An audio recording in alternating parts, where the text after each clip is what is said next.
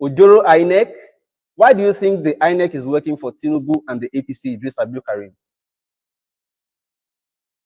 If the president is sure that he is not emasculating INEC, then let him immediately sanction 1, electronic voting, 2, diasporan voting, 3, that only PVC and not ID card be used for voting, 4, INEC should start the registration of new political parties immediately, because that is how true democracy works. It be like say, INEC they work for Tinubu.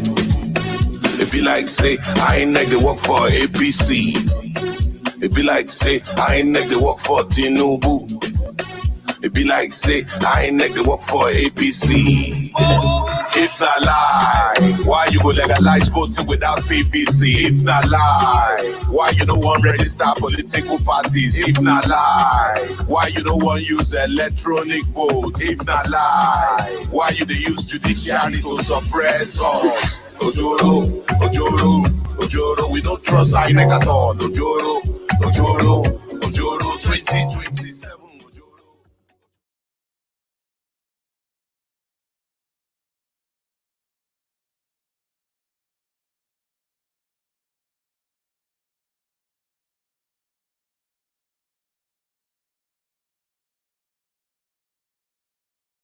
Again, what you have just come to tell us here, that you are doing a project, Rufai. Good to see you. Good to see you, sir. What you have just come to tell us here is that you are doing a project worth trillions without transparency and an open bidding process that gives everybody the chance.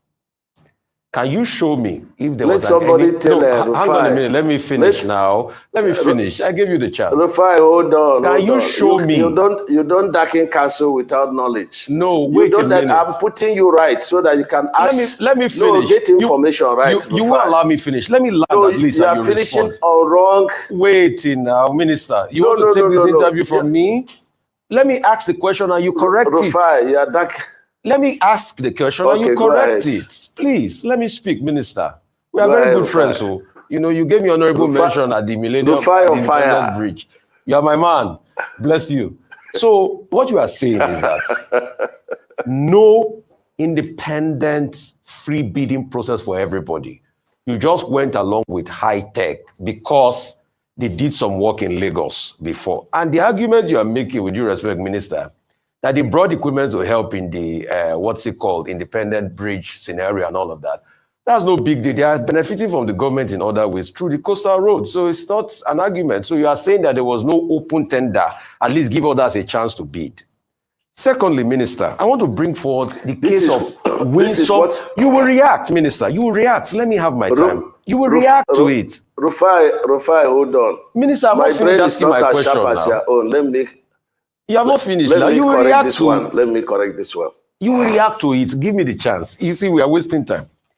Winsome Homes, she said she got some money from the diaspora.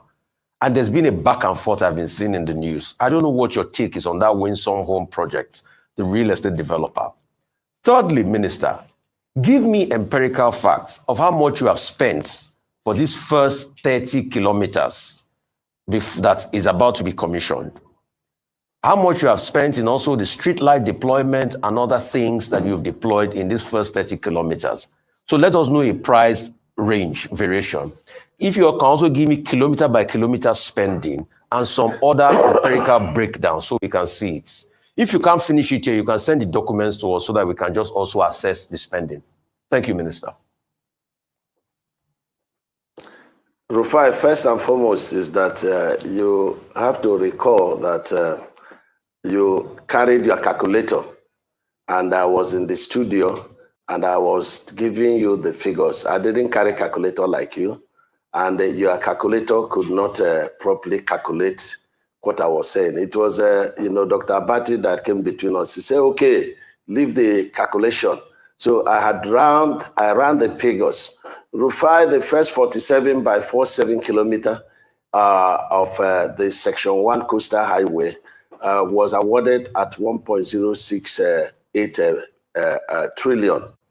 And we have 30% component of the federal government counterpart funding and 70% loan component.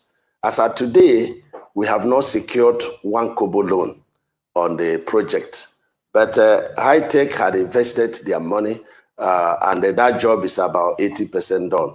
The solar light is not an isolated contract. It's part of the project, the road architecture. You have the cable ducting, you have the drainage, you have the tree planting, and of course you have the train track, which we have made provision, for future train construction. It's not part of my mandate, but we have to make that provision, for future. And then when you said we didn't give others the opportunity, and that's what I'm trying to correct you, that we have three kinds of a procurement process. The first one is, restrictive for specialized jobs.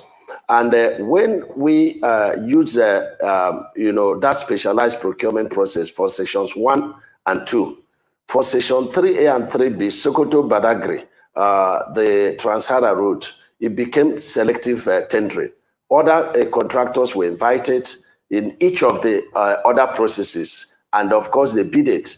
And High Tech won because of their technical competence, the equipment they parade, the number of expertise they have, and the local content components of the engagement, because they have a lot of engineers engaged, they have a lot of engineers being trained, they have a lot of services being given, and even small contracts are being given to our engineers so that they can also learn and benefit from that.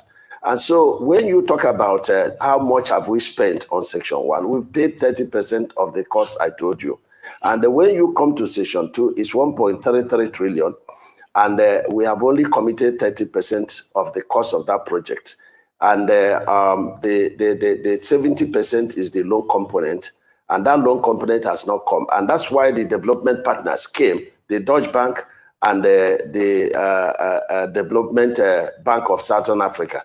They came and they were very much interested. Today, a lot of other African Development Bank, Islamic Bank, they are coming, knocking for us to interact with them. They're interested, seeing what we have done. And by December, I believe strongly that we would have completed section 1. Section 1 is supposed to be for 36 months. But this 30 kilometer we've completed is been done within 1 year, 12 months. And I'm very, very, very happy with what High Tech is doing. High Tech is not just, a contracting firm. They are development partners of this country. And you see, people always look at one side of an issue.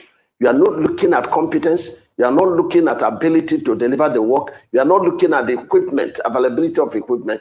You are not looking at the risk being taken, by contractors doing this job. I know of other contractors in this country, not all of them, but many of them, when we award job to them, they will never put a shovel on ground until they are paid mobilization. And that's why I changed the narrative. And in the contract, I say, listen, if we give you a job, because at the bidding process, you will tell us about your financial capacity. If we give you a job and within 30 days you have not started permanent work, they now deem that contract is terminated.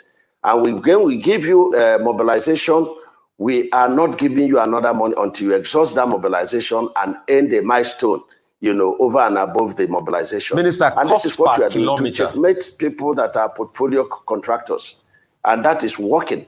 And that is what the president directed we should do. And that is what we are doing. Cost per kilometer, just give me the number, cost per kilometer in this first 30 kilometers. Quickly, Minister, cost per kilometer.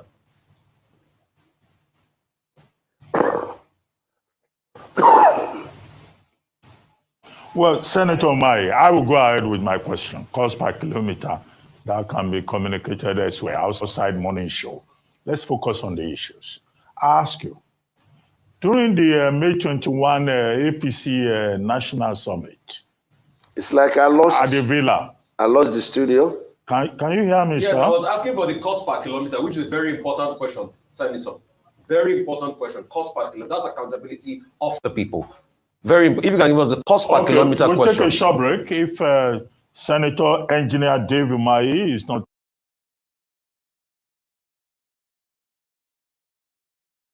Again, what you have just come to tell us here, that you are doing a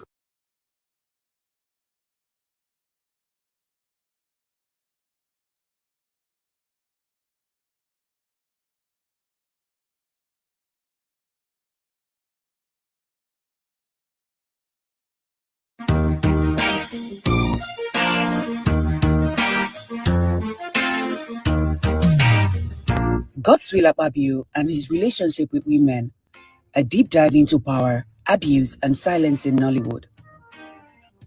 In this forthcoming investigative documentary, we undertake a comprehensive exploration into the personal and political life of Senator Godswill Akpoti-Uduaghan, with a specific emphasis on his relationships with women, particularly those within Nigeria's entertainment and film industries. Drawing on months of research, exclusive interviews, and confidential sources, the film uncovers a troubling pattern of behavior that raises urgent questions about power, exploitation, and the systemic silencing of women. The documentary reviews accounts that suggest a long-standing history of inappropriate and coercive relationships, particularly involving aspiring actresses and industry professionals in Nollywood. Central to these investigations are two figures: music artist MC Galaxy and actress Tana Adelana, who have been named by multiple sources as individuals allegedly involved in the recruitment or facilitation of women into Akpabio's inner circle. While both individuals have yet to respond to requests for comment, their names have repeatedly emerged in connection with several disturbing testimonies. Through candid interviews with survivors, insiders, and whistleblowers, the film paints a picture of manipulation, exploitation, and the strategic use of influence to maintain silence. Many of the women involved were either threatened, coerced, or incentivized into compliance, while others faced significant backlash when they attempted to speak out. Some testimonies detail instances of sexual misconduct, emotional abuse, and psychological manipulation, often under the guise of mentorship, political opportunity, or entertainment industry advancement. While these allegations are deeply unsettling, they are not isolated. They point to a larger systemic issue within the corridors of power in the entertainment industry in Nigeria, where accountability is rare and where the voices of women are too often suppressed or discredited. This documentary serves not only as a platform for survivors to share their stories, but also as a call to action for broader societal change. It underscores the urgent need to dismantle culture of silence and impunity, and to demand accountability from those in positions of influence.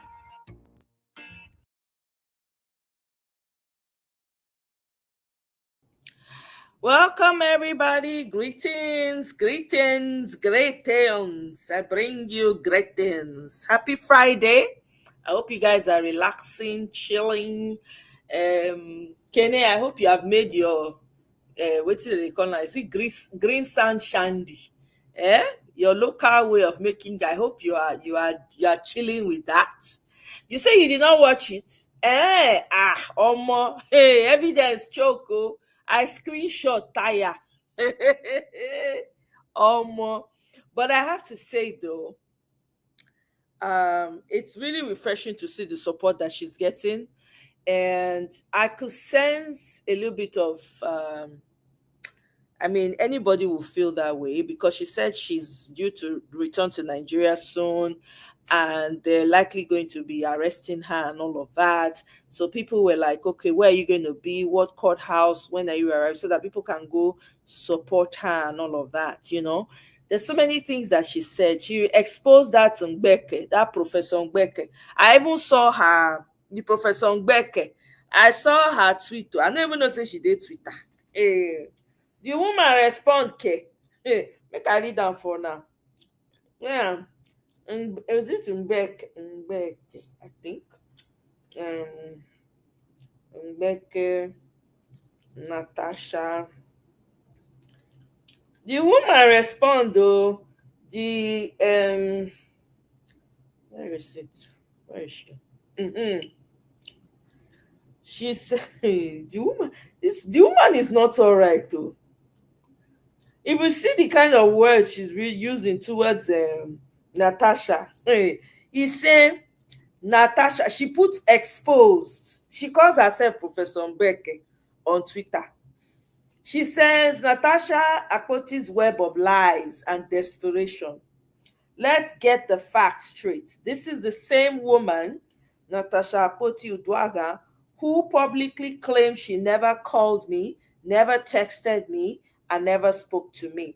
Yet, I released undeniable evidence of her direct communication with me, including messages involving members of the UK Parliament. she personally sent to me. So who is the liar?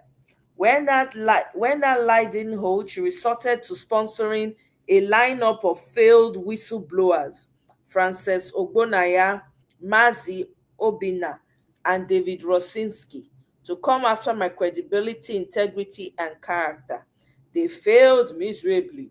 Then came Adiola Fayehun, who only managed to embarrass herself publicly, exposing her own ignorance when she couldn't even differentiate between SON and SONCAP. What a set of serial losers and liars. Now, in bizarre twist, Queen of Lies herself, Natasha, has jumped into the circus ring, staring in her own show of shame, hopping from one media outlet to the next, desperately trying to sway public opinion instead of doing the one thing that truly matters, tendering her evidence in court, as she has always boasted. The time is now.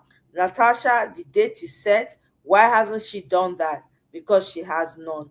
Instead of facing the ongoing investigations and criminal trials against her, she fled from Nigeria to America and now to who knows where, running from pillar to post while spinning tales to distract from her mounting legal woes. Natasha, enough. Go and face the court. Go and tender your evidence. Stop hiding behind sponsored media clowns and cowardly tactics. I am done with your lies and your rented gang of loud, useless distractors.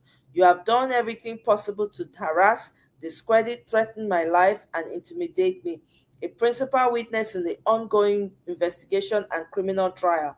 I hope you are fully aware of the legal consequences of your act that your actions carry. We moved past the stage of watching Natasha's media theater. Now it's time for man. Oh my goodness. For somebody who claims that, I mean, is this write-up not too much? As I read, I call dey feel headache. Hey! Now, wow. So people, they do this kind of work. They'll just pay somebody, the person will just gone, just they do blackmailing job.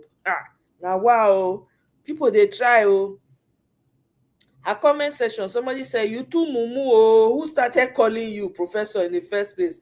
That person need to be jailed, not your worker. God, I beg, Nigeria is a show. Hey, I sense some kind of a little bit of fear, and I can understand. You know, easy Nigeria. Who no go no know? Who no go no know? Yeah, lost per what's this? Cost per kilometer. Sound. Oh, okay. I read that before. Let me see. Ruben Abati finish it with fire. I don't watch the full interview. Not just the clip. Okay. This lover don't release Akpabio expose. Yeah, I played the short video. I'll read the write-up in a minute. I'm planning on making cream liquor. Hey, Egbami. Tell me now, Kenny, how you say they make the cream liquor? I know they drink alcohol, sha. But how you say they make the cream liquor just for the heck of it? Okay, thank you. Adiola don't open Anyash now with the interview with Oyibo guy. I'm saying, do you know, I commented on that particular live that Adiola did. Under my comment, somebody commented and said that they are a witness, that they have something to say about Mbeke. Which media outlet? Natasha that has refused to say anything. Ataya or life with Natu, the thing, it weak me. I say, Abi, is this woman all right? Abi, one shady. They do am somewhere. Na Soludo write letter. Na Soludo sister in letter writing. I'm telling you, not be small writing though. Not say sure. Wait till we carry, wait till you throw. Egbami, you don't collect money now, so she must do what they've told her to do. Her body, they bobo her. So, lover say, I read them for now. Hello, twe. It be like say everybody don't sleep now. Tomorrow, some of una go pick una fave for poto. You see how loud the silence is over this injustice, Abi? Well, hand go begin meet people tomorrow. Dead body go surplus. Una don't sleep, bottles for begin fly. Now, stray bullet go meet senators wey side on their house When side on for I don't understand this thing. For their house, they enjoy weekend. Make I enter club, go carry one fine babe first. TGF, I come in peace. There's one that the gist lover person wrote before this. Let me go and see. Hey, where is it though? You are found it. Okay, there we go. Hello, Twetwe, GLB Nation. I'm so livid right now. According to Lasisi. I'm just seeing that Akpabio, hiding under the name of T-Pain, has sued Natasha. This time around, he didn't use his name. Now, federal government he used, which takes us to this question. Official T-Pain, are you part of this gang up or then they use your name? You see this injustice going on, we will not allow it stand. Never. If you like, look away. I know posts like this don't generate comments as you all feel it's none of your business. Thinking it can never be you. Now here all of us go dey. Nigeria will someday happen to you. The best thing to do now is to lend your voice. They don't have a lot of women filling these positions. The few ones who showed interest are being frustrated. Out of 109 senators, now just 3 be women. Out of 360 House of Rep members, now just 14 be women. Yet, the few ones doing well are being witch hunted. Dear Akpabio, you don't enter my wahala like this. If you are not a coward, why hiding behind the federal government's name? You don't send that Olosho Ngbeke. It did not fly. Now this, your evil series I am writing on is still ongoing. How you sniffed out this English now, Basbo's English show. Anyway, I'll try. How you I think she meant to say snuff.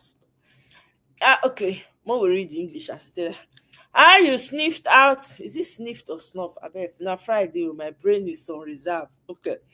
How you sniffed out several lives of people when you were a governor, I go resume am ASAP. As you don't come wake sleeping dogs. So, but before we resume am, Nigerians would like to have your new number. The old one is not going again. I say you go get sense, wallahi. Dear LGLB Nation, get ready to call Akpabio go glory. Let me mimic the way. Say yeah. Say yeah. If you want Akpabio new number, Akpabio say Paul. Oh my God, I don't fall for ground though. Ewo. Oh my God. GLB Nation, get ready. Akpabio say poor. GLB Nation, get ready to have your Senate President new number. If you want the wife own too, I fit Adam Jara. Akpabio, wafe ku. Na me talk am, I dey come in peace. Oh my goodness, it's so crazy. Emil, welcome. Good to have you. Welcome. Happy Friday to you.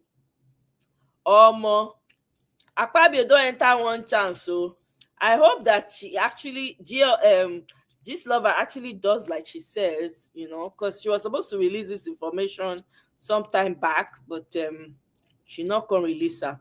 So in the meantime, I want us to listen to this video of this guy, the analysis of wetin Nana Segun Showunmi interview. So let me play it. If you guys want to add your 2 cents, use the link. I don't share am. I no go take for here. Hello, you are welcome to this class. Before we start, listen to Segun Showunmi. What are the potential advantage first for Peter before I then go to the potential advantage for PDP? Because that party, People's Democratic Party of Nigeria, in my opinion, owes a southeastern debt. Sir Alex Ekweme, one of the drivers and the founders of this party, dragged Ndị Igbos into that party. He tried to be president in 1999. He came short in the primary, but notwithstanding that, the Indigbos have been very, very passionate, very consistent with the party. If you look at our numbers on in the seasons when we used to win, between 1999 until 2015, including the 2015 and 2019, our biggest numbers came from them. And if you are part of those who believe that the pendulum, when it goes to the north for 8 years, must swing to the south for 8 years, then you have to ask, if the PDP is to go south, where is the equity for them? I hold a very strong view that that equity is in the southeast. Now, for Peter to be able to cash onto that equity, what does Peter bring to the table and what will Peter be earning? On the table is that with very little effort, he will bring in the southeast. He will bring in a lot of the numbers in the south side, never mind the fact that governors are jumping up and down. He will bring in the Christian north, and he will bring in every middle, fair-minded Nigeria that is looking for a different type of country. That's what Peter will bring for PDP. And what will Peter get from PDP? He will be getting, however he even may be lazy with his campaign, he'll be getting a grassroots party that understands that you can't go to election without having, what they call, there's one word I'm looking for, escape me now. Those people that agents in every polling unit, you will get that. At the worst outing of PDP, the smallest number we ever got was the one that was allocated in 2023, which is 6.9. Before then, we will always bring in a respectable 12-point-something million, sometimes 12-point-something, and sometimes as high as 22-point-something million. So if Peter thinks that that energy is good for him, it's for him to take that decision. If he doesn't believe that, he's at liberties to go and start struggling positions with people who think that he's a schoolboy who must be invited to come and be number 2, never mind the fact that there's no reason why he should not desire number 1. You don't hear waiting talk.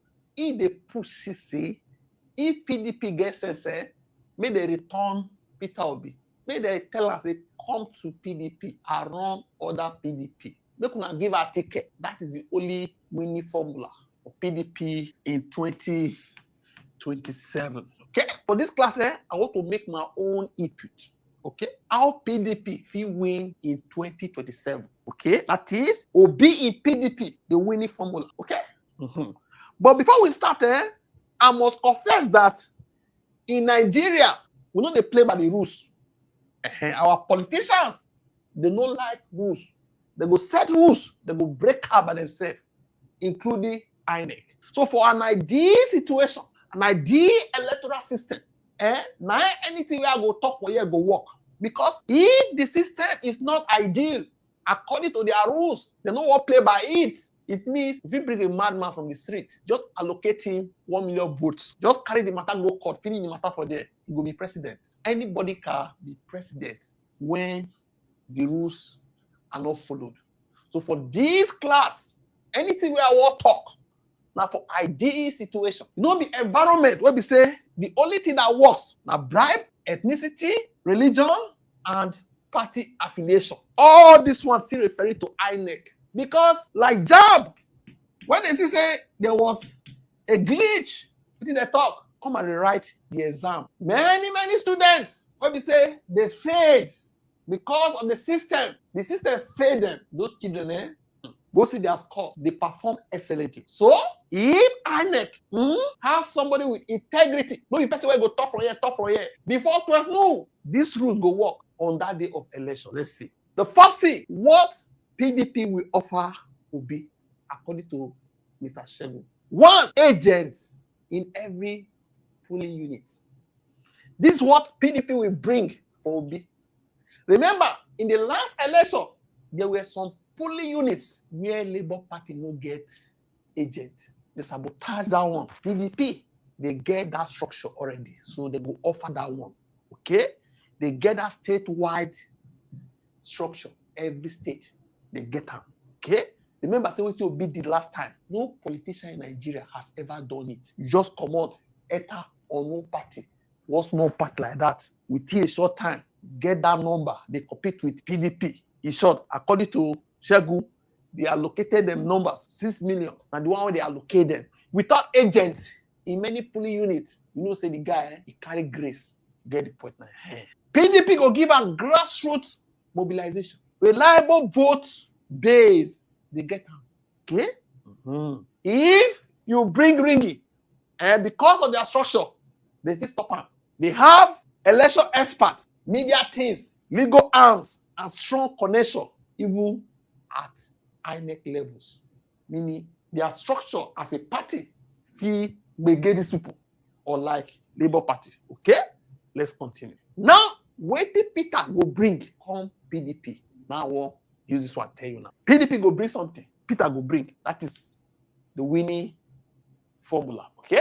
Electoral powerhouse. Peter Obi, remember in the last election, got 6 million votes, aka allocated votes, according to them, in the 2023 election.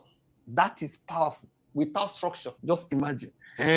He performed strongly in Lagos, SCT, PH, Southeast, South-South, Benue, Plateau, and other states of the Federation. From behind, though, he proved he can attract both the youth and professionals across Nigeria. He get them. Imagine say he bring this one. Then PDP bring this one. Peter bring this one. They mix up together. Where the matter they go? I am talking about an ideal electoral system whereby they will follow their own rules. These are the electoral rules. Maybe say, use one hand set up, use one hand break down, use one hand say, go to court. Maybe that one with the top for here. The rules where you make, follow them. 2, youth and middle class appeal. Peter will bring this one. You know, say Peter's campaign, they energize the youth, students, and professionals. You saw it last time. But it go dey difficult to bring out many people when they can't vote for 2027 because many people no can't believe the system again. They believe say their vote no will count. Remember, say its obedient movement was organic and volunteer driven. They don't share money. It means say they no will spend money. PDP alone cannot recreate this energy without Obi. It's difficult. Next, PDP, they need fresh image. Okay? If Obi returns, it will clean PDP's image. Because if they allow PDP, may they work like this, in less than 40 years, they will disappear. People, they see Obi as less corrupt, more disciplined, and frugal because he did discipline with money. Okay? Now, only him go fit help PDP rebrand from old and a tired party to reform-focused party. What PDP must do to win in 2027? Let's combine everything together. 1, may they give Peter Obi ticket straight. May they fix their internal divisions. Okay? Run a youth-focused and grassroots campaign. Punish saboteurs and first sitters. People will be say they put one leg for PDP, put one leg for APC, put one leg for PDP, put one leg for another side. They plan them for inside PDP to scatter the party. If they don't be punish them, forget to. May they make tough strategic decisions. Okay? May they accept political realities. Nobody they beg them. If they like it, they will go into extinction. May they avoid selfishness. This idea, it must be me, it must be me. May they drop out. May they know they disrespect people. Say, they will become collect DP. May they know how to assess and respect person. Okay? May they stop to demarket their own party with this coalition. Anything coalition, more than come PDP. Now, so APC they do. APC, they attract people. Anyhow you want to put them, come their party. They no one form coalition outside APC. That's what I say. In short, Atiku should be a kingmaker for the first time. Make it wait. If they return the thing back to the north. Now, Southern turn be this. If Atiku can say, lie, PDP can give out to Atiku again, no one wait for his turn. Make God bless Tinubu with second term, third term, even fourth term. You should me I go gather a pay for him. That's what I say. What do you think? Drop up a comment section. Don't forget to like, share, and subscribe to this channel. Thank you. I say make I decor. Make I detour, bring that one come. So let's go to some of the. I'm just gonna try and move some of the videos along for um, the interview. So now go here. So I'm going to be playing like a few clips here and there. Well, not be said they never cut the video up, so I'm just bringing like moving it myself and seeing how much we can do. So let's do this. To that's why I want you to show the entire. So this is Mbeke. So she was talking about Mbeke video and the evidence that she had. But what might have to happen, since we want to take away the addresses of the first. Yeah, you've showed it already. Yeah, okay, so we start from here. How you want me go right like this? I don't understand. Go back a bit up, a little bit to the top. Yeah. You can say it's Professor Mbeke. To the best of my knowledge that I spoke with, as she represented herself, it's just like you now, Adeola. If I've known you as Adeola, you can't come tomorrow. I saw you as Cynthia. But at that point, I was speaking pretty much on the phone. My phone was always buzzing between the lawyers, the question is, how the Nigerians of goodwill. I spoke to a lot of people. So in my mind, I saved her name as Professor Mbeke. But that wasn't the DP she had at that time. The DP has changed anyway. It was a white dress she was wearing. But it's still an AI generated. Hold on 1 second. Let me see. How did she really meet this lady, this Mbeke lady? I'm curious. Wait, stop. You're not gonna. Oh my God.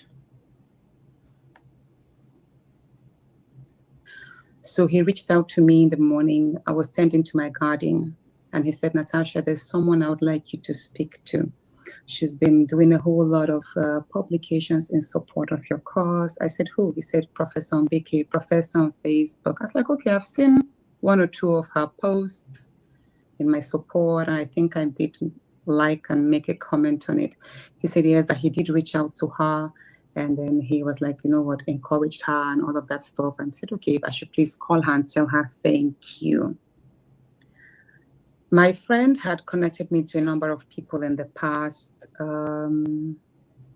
Whenever he saw anyone grant an interview, he'll call me, oh, Natasha, I have this person's number, just say thank you. So people will feel appreciated and valued. I said, okay. So he did call the number out. That was about 10:30 in the morning on the 27th of March.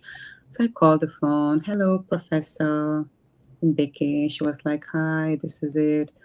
So that thank you so much for lending your voice to this cause. She said it doesn't really matter because she's a woman. She's been sexually harassed before. Her daughter was also sexually harassed. She connected with me and she wasn't doing it for me alone. She was doing it for, the bigger vision, all Nigerian women and women around the world. Conversations went on. But basically the conversations were not all that she put out or what she said. And before you run down the chats, the screen, I did send you the video of all the conversations, and I'll appreciate if you publish it for Nigerians to read. But while we were speaking, she told me she was a professor of psychology. I had no reason to doubt because, come on, I like to believe people on the face value of what they present themselves to be. If she says she's a professor, okay, she's a professor. I mean, I supposed to know that she is, Professor Mbeke is just a moniker. It's just a decoy of who she truly is. And yeah, she did say she was a professor of psychology. And I was like, oh, to myself, this is who I am. I ran her through my credentials as well. She said she's affiliated with a number of international organizations, United Nations, WHO, UNICEF for Children, and many others. I was like, okay. She said she was going to use her platform to draw attention on this matter of sexual harassment, and that if I had any other addresses, so that she would also write to them through her organization. I was like, okay. So while we're on the call, if you can publish that I think it's important I speak to the chat messages. So that was when I did send to her the first 2 contacts, which is the. Okay, so she did, she met her through somebody, a friend of hers. So that's been established. If you want to see details about the receipts and everything that she had. You can go back to Adiola's video to watch it. But what stood out for me, like when people were asking her, are you not tired of fighting for Nigeria? All this drama, just because you're trying to do your job, do you feel like, do you have any regrets about, fighting and all of that? And she said something very important that I personally think that is, was good that she mentioned that so that people are aware. She said, we only have one country. We have to fight for it. There's no other way out, She's come to terms with the fact that, okay, this is what she has to deal with now. And she's not running away. She will do the best that she can. And I'm summarizing. It's not exactly what she said verbatim, but you guys can go watch it in details and you will get it. This is my own point. Like, this woman is fighting on her own, by herself. Of course, she has support. My point is, a whole federal government is now wanting to suppress her even further. And my question to the Nigerian citizens is that, are we going to fold our hands and allow this happen? I was glad though, because right on the live show, people were asking her where the court is and where she was coming and all of that. Although I kind of felt a type of way when she was giving information as to when she'll be arriving in Nigeria, giving details, but I'm sure she's smart. Maybe she's just throwing that out there so that people, whatever, it's like piece of meat, I was kind of concerned when she was just putting it out there right like that, but it was nice and refreshing to see Nigerians really support her. Of course, in the comment section, people were they were going very wild. People were saying all kinds of things, insulting her, calling her all types of names, right? Omo, it's not easy, oh. Hey, God. It's not easy to be woman for Nigeria, oh. I'm sorry to say. Oh, my God. If you see the kind of comments, the kind insults when they come up for people mouth for comment section of this video, oh my goodness, I really feel, I empathize, I send her all the love and the support because she's gonna need it. And Nigeria na a vicious place. I should say she got the land now. The overzealous DSS and officers, when they go send, when it's supposed to they do work of protecting the lives of people, now Natasha body now they'll take get power. I hope that it just turns out that for some reason federal government just decide say not be them fire this case, people use them, just want you state. I have a feeling, according to Gist Lover, I kind of have a feeling that maybe now Pabi won't use that power of federal government to silence her. It might not necessarily be the federal government. I could be wrong, but we know that T-Pain's government is terrible anyway, so it's very hard to remove him from the whole plot of things, So I don't know. For me, I think overall the interview, she seemed to be like giving out a lot more information, because there were moments where I was concerned, like, are you not saying too much because of the lawyers, so that the lawyers will not, I don't know what impact that will have on her, on her lawsuit. But then again, she's a lawyer, so she knows exactly what she's doing. And I think she really wanted to talk and just, put it out there. I think she just wanted to talk and put it out there. And I appreciate that. She was talking and she was not holding back, which is very important. We need to see this, So my own be say, everybody, we need to start rally support for her, and I'm glad, what's her name? Adiola said to her, let us know. We want to be monitoring you bumper to bumper as you are arriving, your journey, everything, so that we no go just sit down, they wait. We don't know wetin dey happen, If he really is sad, to be honest with you, I feel very bad for this woman. I no go lie. I feel so bad. If not, I don't know what I would do if I would go back, because it's just unnecessary stress. They're just trying to suppress her because she's trying to do the right thing. And this is why we cannot afford to be silent. This is the very reason why we cannot afford to be silent. Because the moment you are silent like this, it don't finish, oh. It don't finish, I'm telling you. The moment they feel quiet your voice, you don't feel talk again, you don't feel speak truth to power, you don't feel fight for, that's it, is over. And that's what the Nigerian government is trying to do to her. I feel so angry to the point where I feel this feeling of not being able to do anything is very frustrating. And only her.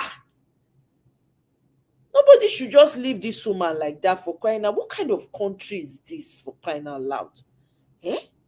What kind of country is this? If I am on StreamYard, if you want to request to enter this thing, studio, I don't share my this thing. Use and enter studio. I don't know. It's really sad. The thing they pay me for the woman. No, I not go lie. Really, they pay me. Let me share my link on Let me share my link. Anybody wants to come and add their 2 cents, they should come and add their 2 cents. Me, I go soon bounce. Where is this? She feel all alone. God, Nigeria. Now wow. All alone. Only her, just day like that. That country. Now wow.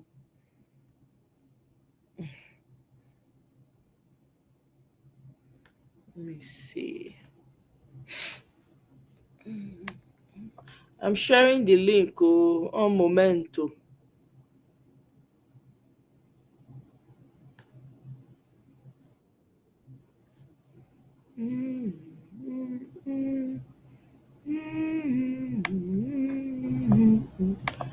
Okay.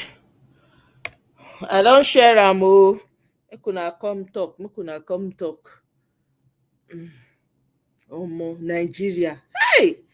God, if you see as I dey feel for this woman, I no understand.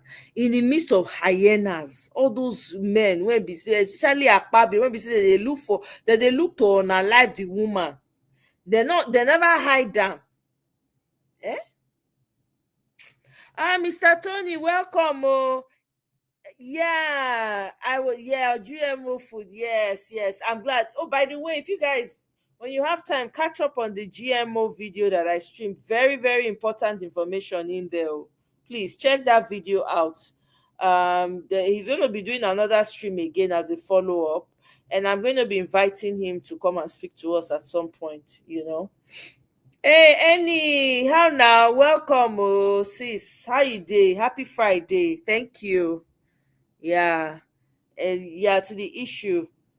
Yes, exactly. Thank you very much, Mr. Tony. Welcome. Good to have you, sir. I dey feel, I no lie to you, I just feel sad. I just feel bad for Natasha. No, I kind of feel she just be like say she just did on her own.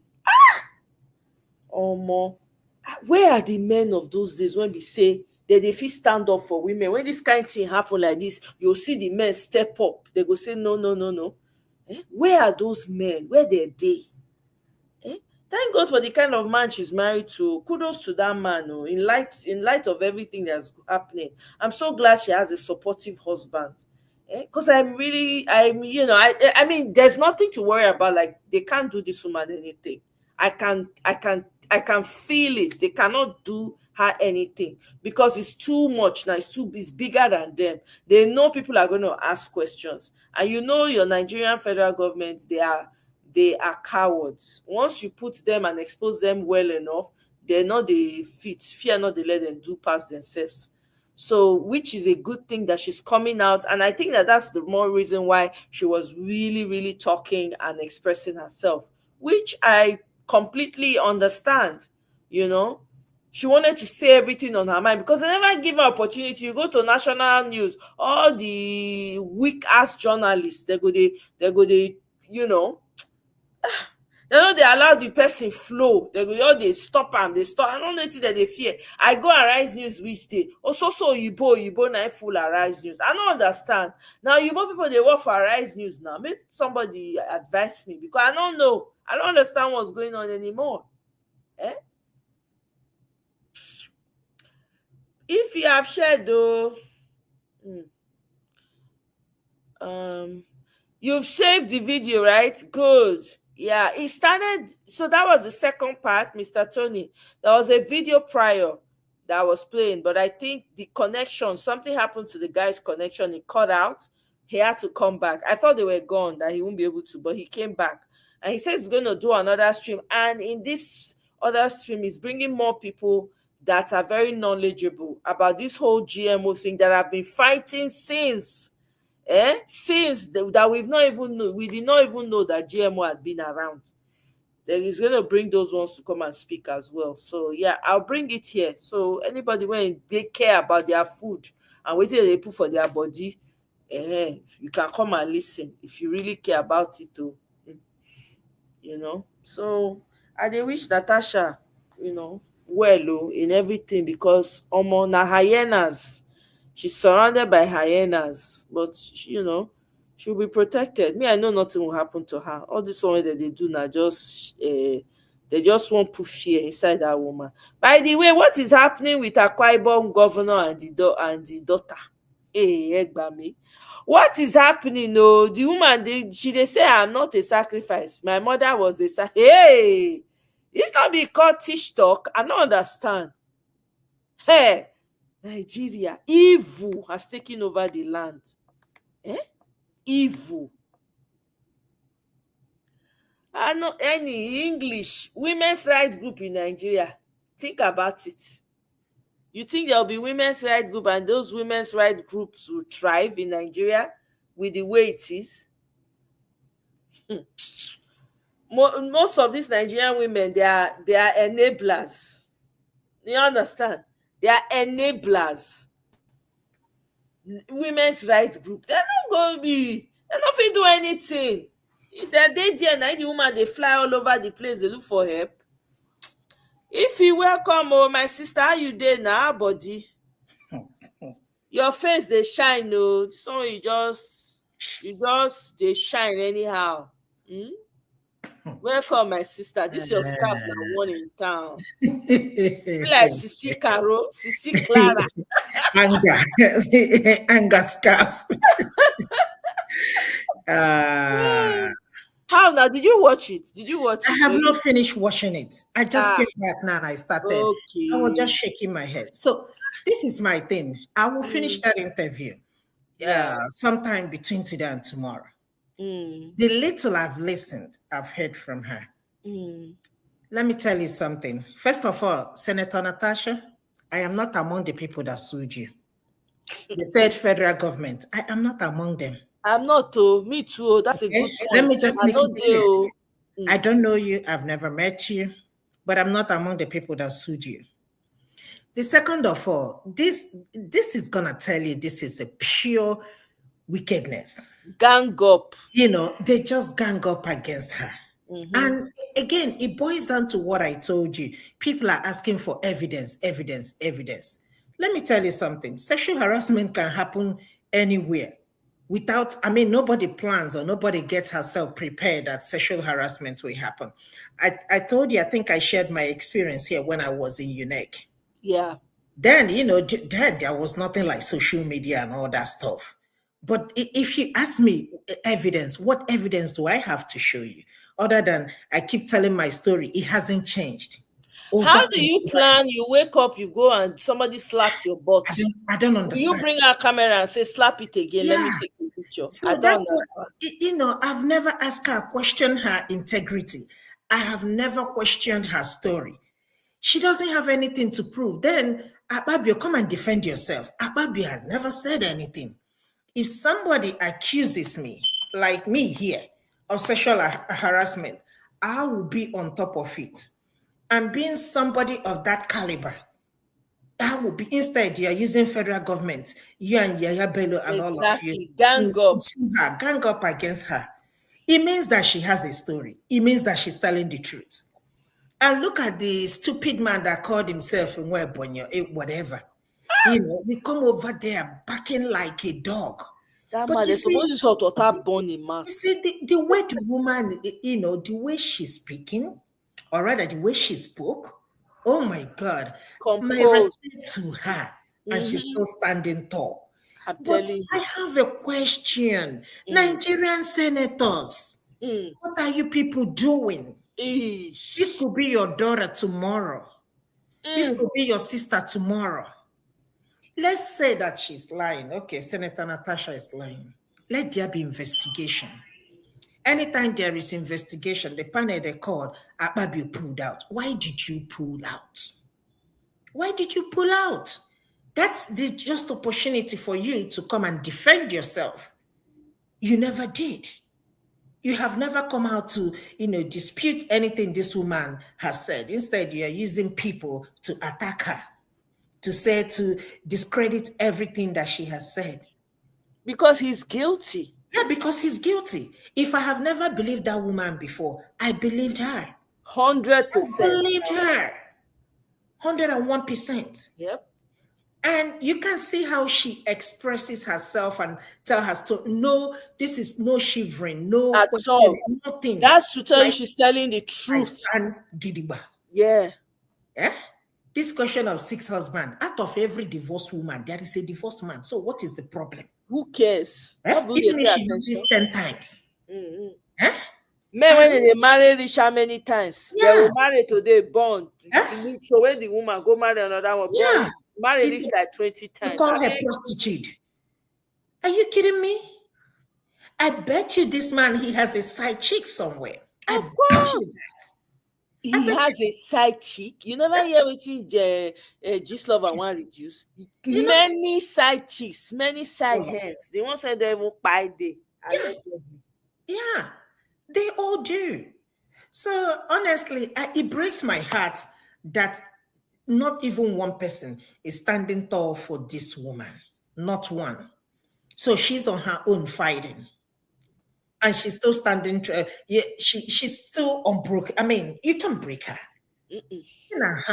Look at how courageous she is. Yeah. I feel, man, first of all, her husband. Kudos to him, man. In the Nigerian landscape, kudos to him, man. I respect that man. You can tell there is connection. Yes. There is this thing called love. This is not exactly love. Support. There's support is there. Stand gidigba for a wife. I really appreciate it. For how long? Let me tell you something. Akpabio dragged this. If Akpabio had come out initially and say, look, okay, I apologize, but I believe that there are some discussion we can, have behind closed doors. Trust me, nobody will be talking about this. Now, mumu now, not be person when get sense. We'll be like, Natasha, go and sit down and beg. This case don't tire me. But he's not smart. Exactly. He is not smart. Exactly. If he had come out and said, okay, some allegations have been made against me, I'm gonna step down, let there be investigation. I joke about it. It's something like a joke, and I joke too much, and maybe she misunderstood me. And if you do, please, Senator Natasha, in front of Nigeria, I apologize to you. I did not mean. I'm moving forward. I will not say anything to you. I will be professional. I will respect myself. Since my joke was taken out of content, trust me, nobody will be talking about this. Now, mumu, no who get sense to talk the way you talk. Now, who get sense? Now, you are talking about men who think that they are gods. Since the wife rush come out, can't even sue Natasha, matter when not concern her. And then you say no. Since women gang up, they pay them 1K, urgent 1K. Did you see Natasha's husband come out to sue anybody? Did you Nothing. See them? You're talking about light and darkness here. These people, they don't know what they are doing now. They are like mini gods. They've turned themselves to mini gods, like can do no wrong. That mindset. How dare you? So remember, to them now it's like a slight. How dare you? Remember, we are running all over the place. We'll see the help you can get. Let me tell you, this God's grace, my sister, we end in 2027. It's just 2 more years. It's just 2 more years, all this power. And what's going to happen? You see, that's one thing people fail to understand. Wherever you are there temporarily. Everything that has a beginning, it must come to an end. No, this one think they are going to be there forever. Where is Obasanjo today? Where is Goodluck today? All of them, where are they today? Where is Abacha today? Where is Babangida today? People fail to understand that at some point, this is going to come to an end. When PDP was in power, they never knew that something or someday like this will happen. Look at where they are. He is not smart. Ababi, I don't know you. I don't even choose to know you. I don't want to have anything to do with you. But you're not smart. You're not intelligent. If I were you, I would have handled this way different than this nonsense you are doing. Because what you're trying to do, you are pushing so hard. It's just like you're gonna take you like 300 million lies to cover one truth. Yeah. You're gonna do everything just to say that this woman, and she's still standing tall. My sister, she's still telling her story. She's still telling her story. I don't know the advisors or the lawyers or whatever. You don't need to spend all this money you people are spending trying to suppress her. 10 years from now, federal government, gang up of the boys. That's one what woman. One woman. If that does not tell you coward, if that does not spell coward, I don't know what else is. One woman is shaking the entire gang up of boys. Our boys, they gang up against one woman. Nothing when they don't fit do that woman. No. Our eyes are on her. One woman.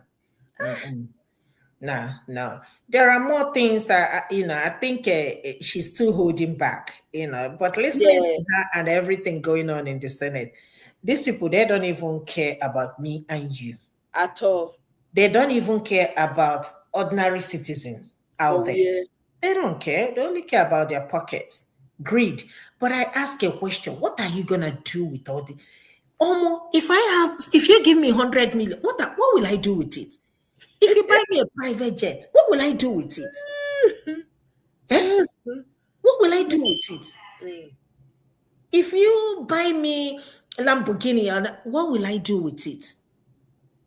No, to be honest with you, because when people talk about wealth, I was talking with one of my friend, and she was telling me, somebody bought a house of whatever. I said, look, let me tell you, one thing I like about this country, what you can afford. Nobody gonna ask you what. If you see me on the road, you don't even know which bedroom I woke up from. I'm telling you, nobody if you are driving luxurious car, people they'll say, you don't know the monthly payment may be $500 every month or $1,000. Sure. I said to each their own. Yeah. Whether you drive a Lambo, you drive whatever you're driving, we are all arriving at the same destination. You carry Louis Vuitton, I carry my own from Walmart. They are all serving the same purpose. Whether you wear diamond and I wear my Noki aluminum, we are all wearing the same thing. It's serving the same purpose. It's all up in the mind. So, I'm happy with all this money. Billion, what are you going to do with all this money? I'm still trying to understand that. The little thing you people can do for your citizens. Look at the budget. How many million to put a street light? Where is the street light? Because I haven't seen any even in my village. Yeah. Where is the street light? You're saying one governor use how much billion they build, they do borehole. Okay. How many borehole? He use how many billion? Oh, Nigeria. Oh, now when you have mediocres as leaders, what do you expect? Wasteful. They'll be wasteful. They don't care. All their kids are outside. Somebody was, I saw somebody's tweet saying that some people have come together. They want to build a school in Nigeria. Something. I can't remember exactly where the school is located. School for what? And school for students, for like new school, high school, stuff like that. No, we don't need that. Guess what they'll be teaching? They'll be teaching them in English and French. I just shake my head. I say, more. With everything that's going on in the world, the curriculum that you think is best for you, for your people, is to go and import English and French curriculum. You know, if you see that craft curriculum, when it suits your, now it make people, when they go grow up, they know they like themselves now. Now it make them, they believe everything Oyibo na better pass. That is why they worship the white man, thinking that they are worshiping a god. I'm telling you. The mindset, you make all this money, you go back to your country, instead of you to become ingenuity. Think about how you can create a school. We used to Tales Under the Moonlight. Now that tree, now we take listen to stories. Why not craft a curriculum around that? We are children of nature. Do an open air or classroom that doesn't in a way modernize, you understand, and then teach them their history. Use your language. People are going back to using their native language to be teaching their children. You bring money, come, only God know where you get the money. You want to open school and bring English and French. You think give me a headache. I don't feel like. So let me ask you, I've said this thing on your show before. We have copied everything from the Westerners. Everything whatsoever. Just tell me what we did not copy. We copied their names. They came and gave us religion. They came and gave us democracy. Everything that we got from them has never favored us. I can't think of anything. This is the democracy they gave us. And remember, I mentioned it the last time. I said we need to find out what is going to work for us in Nigeria. We are so much divided. This democracy is not working. It has never worked, and it will never work. We copied white wedding from them. We value. In fact, somebody will tell you, if I don't have white wedding, you are not married. Exactly. And I'm like, wait a minute. Do you know in America, the only marriage certificate you can use is the one gotten from the Justice of Peace. The white wedding is not acceptable. It's not acceptable. You fail to I don't know that one. That. You will see in Nigeria, do they do traditional marriage? Now the traditional wedding, that be the white wedding. Now. But I'm just saying, our own, we do Justice of Peace, court marriage, white traditional marriage. Before you reach that one, you first do engagement too. You first do introduction and then engagement. Let me tell and you, then church, traditional, and then church, and then just like 6 or by something. By the time like you that. finish 6 marriages, 6 weddings. For what? For what? Their white wedding is just like a reception. Exactly. It's just like a reception. Why do we have to copy all this? And somebody will tell, if you don't do white wedding, you are not married. True. But when you want to divorce, you don't bring your certificate from the church. Nope. In fact, let me tell you something. Well, let me ask you a question. Where did we even get for better, for worse? Even in the Bible, it's not there. Even in the Bible, I don't know. No way. I don't know. That Bible where they say, when they swear. I don't know. I wed you. If you don't have a wedding ring, you are not married. Who brought all these things? Not be Westerners. And we our grandparents not wear wedding ring, but they are married. At least they manage themselves. They know. They still remember say they are married though. They do their duty. Hey. Copy. I don't know. Everything they gave us, I can't think of anything. We took it and ran away. All their shows now, we have copied it. All their shows. I'm telling you. Their game shows, their talk shows, what is it called? Reality TV shows. We have copied everything. There is nothing we can say that this is ours. Nothing. One woman standing tall. One woman. Against a group of men. People. Just because she decided to open her mouth and talk. Those days are gone. Those days are gone. More women will rise up. Those days are gone. Exactly. Thank God for social media. Thank God for social media. She said she wants to, the part of the idea she had was to start to encourage more women to come up. So like put money and resources behind bringing women on board. She said what the men do, right, is one of the very vital points she made. She said a lot of the men, they sponsor other men to run for seats in the Senate. Yeah. Right? But the women don't have that. Yeah, when you have pick-me's, when you have queen bees, they want to be the only one there. They don't want another. Look at what's happening to Natasha now. Only her stand. The other women are quiet because they don't want. Senator Ereti come out that they want to do relevancy. this is where it is needed. She said no, she still means to do it, that when she's able to get the time, she's going to put resources behind someone or people she knows that can come out and represent. I'm telling you, this is what it's about. She's the only one with that kind of idea. Every other woman in Nigeria, pick me. They reach position, finish, they go throw away ladder. I beg you. It's all about themselves. It's all about themselves. It's all about themselves. These people, okay, welcome, oh, my brother. You know, let's understand that. You want to enter studio? I don't share link. Oh, let's understand that. So, I don't know where this case is going. I will. Let me see if they're gonna put this woman in jail. We better not let it happen. Let me see if they're gonna put her in jail. We better not let it happen because she hasn't done anything wrong. For those of you people, I think I think I said it on your show. Was it yesterday or 2 days ago? When people were talking about reforming the INEC reform or whatever Peter Randy, called it 30 days challenge. Yeah. The truth of the matter is this, and I will say it over and over again. There is nothing wrong with our destiny if only we can have a free and fair election. The only problem we have is that we keep having unfair election. We don't have free and fair. Announcement. The election is already rigged. Everything is 2027. Yeah. People versus the government. If anybody does not understand that now, I don't know what to say.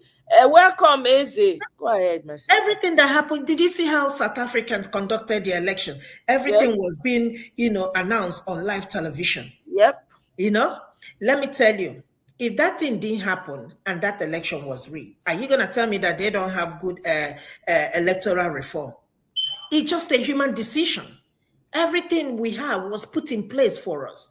It's just that we have decided, a group of people have decided that it will not work. So whether you have a reform or not be somebody you go put there. Now somebody will still put there. Of course. So that's why I keep saying I don't understand the issue of electoral reform. The one that we did, what was the problem? All of a sudden, up until today, we haven't seen the result of each of the states they allocated to each state. We haven't seen it. They haven't come to the panel, called to the National Assembly to tell us what the technical glitch was. The issue has not been addressed. And you're telling me we're going to sit down here and talk about electoral reform after spending how many billions to conduct. You know what I think? I've thought about sometimes these thoughts come to my mind, right? We don't have regards for each other. We don't have respect for each other, for one another. And then we have the worst type of leaders who don't care about the people. If the government was afraid, if they had some type of level of fear for the people, half of the things they are doing, they will not try it. And because people don't have respect for themselves, and the leaders don't have respect for you, because they turned you to Bambiala and Amajiris, where they will just be throwing bread from their castle to you and you are catching it without fighting back. They don't consider you as anything. That's why they can do whatever they like. That's why nothing matters. They're not going to do anything. All the noise that people are making, they're not going to change nothing. Even if they say they accept them, now they go sit down, they go put them under. They go fling and throw away for night when they look. So really and honestly, if Nigerians want to get their respect back, they have to all together decide what they want. If na 2027 they want to continue until everybody is unalive, then they've made their choice. But you see, this 2027 is very crucial. There's no electoral reform. There is nothing, absolutely nothing, that will keep these people from doing whatever it is they want to do. That's what I'm saying. Nothing. That's what I'm saying. That is people will make attempts to try and see, just to do something. You understand? Just to make it look like that. Because for me personally, right, even though the Randy guy, I was looking at it like, really, what's the outcome of this? But I have to look at it on the other side, that this is what he wants to do. This is what he knows to do. This is the side he has chosen to pick, right? Okay, fine. Let's see how well. Maybe something will come out that we've never expected before, right? And everybody has seen for himself. How many people came out to protest? Nobody. You understand? And Nobody. they are going to put somebody else. They are going to remove Abubakar, Abina Yakubu, put the most loyal of them all. So that tells you that it is the citizens versus the government. Mm-hmm. Nobody's going to do right. Everybody's going to be, all their people, they're going to buy them off with money. So now the people versus the government. That's just what it is.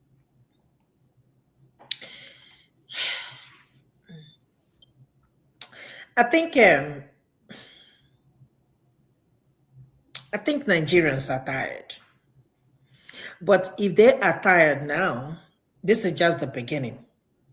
Exactly. The exhaustion is real, and I can understand. It's exhausting when you keep fighting. It's almost like all your life you've been fighting. It gets to a point where you're tired. But this one has to be the last and final one where you just put everything in. That's just the truth. Because there's no way out. There's no way out. Every other country now is looking for how the Zimbabwean president, or is it Malawian president? Don't invite this guy and I may come see him. Do you understand? Everybody now, most of these leaders now, they don't say, man, things don't they turn around. So some of them don't they come to terms with the fact that we got to take back our thing. You understand what I'm saying? Nigerians have to get there. Nigerians have to be ready. You understand? They're not yet ready. Well, we will know by 2027 if they are not already or not. Because that's the only way out, though. That's the only way out. We don't need to wait till 2027.